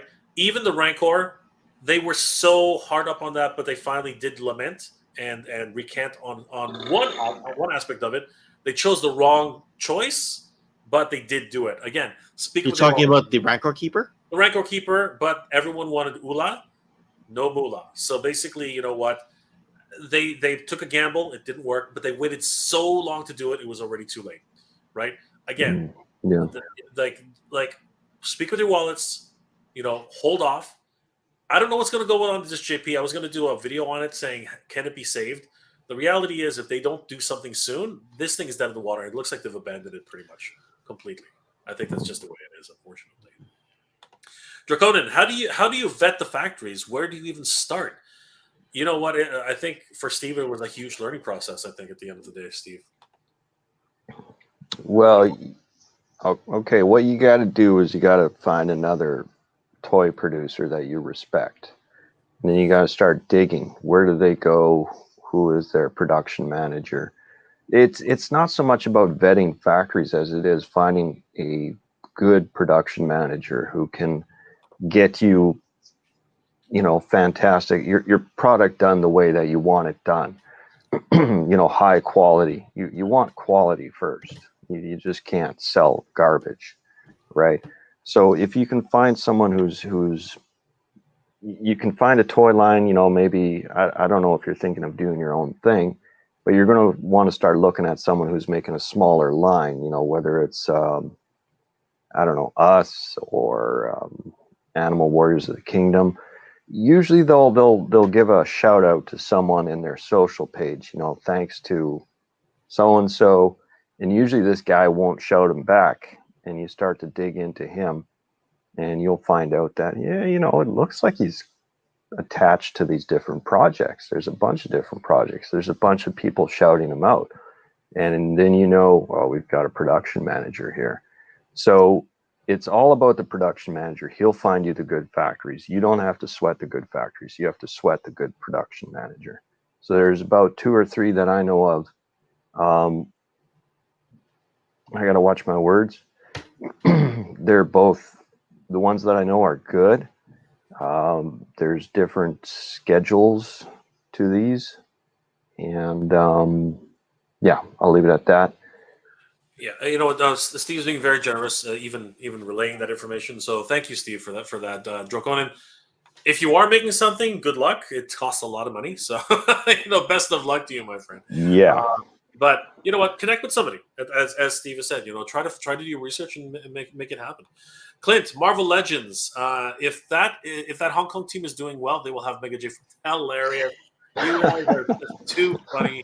Vote with your wallets, yes, Clint. Vote with your wallets. Just like being at home, you guys want some good foremen overseeing your home. Yes. If you're going to build your own house, you need to, you wouldn't trust just anybody to build your house. You need to make it. Guys, thank you for being here. It's been an absolute pleasure. I hope you're all doing well, staying safe. Thank you so much for this. I want to thank all my special guests, Break Something, Toy Connections, and of course, Delta 17. You guys are absolutely crazy. Please subscribe and like, comment, and subscribe to each one of these social media groups for Delta 17, for Toy Connections, and for Break Something. They're all doing amazing work, and they are incredible content creators. Thank you guys so much for that. Guys, thank you so much for being here. It's been an absolute pleasure. I hope you're all doing well, staying safe. As always, everybody, thank you very much for watching. Good journey, everyone. Geek proud.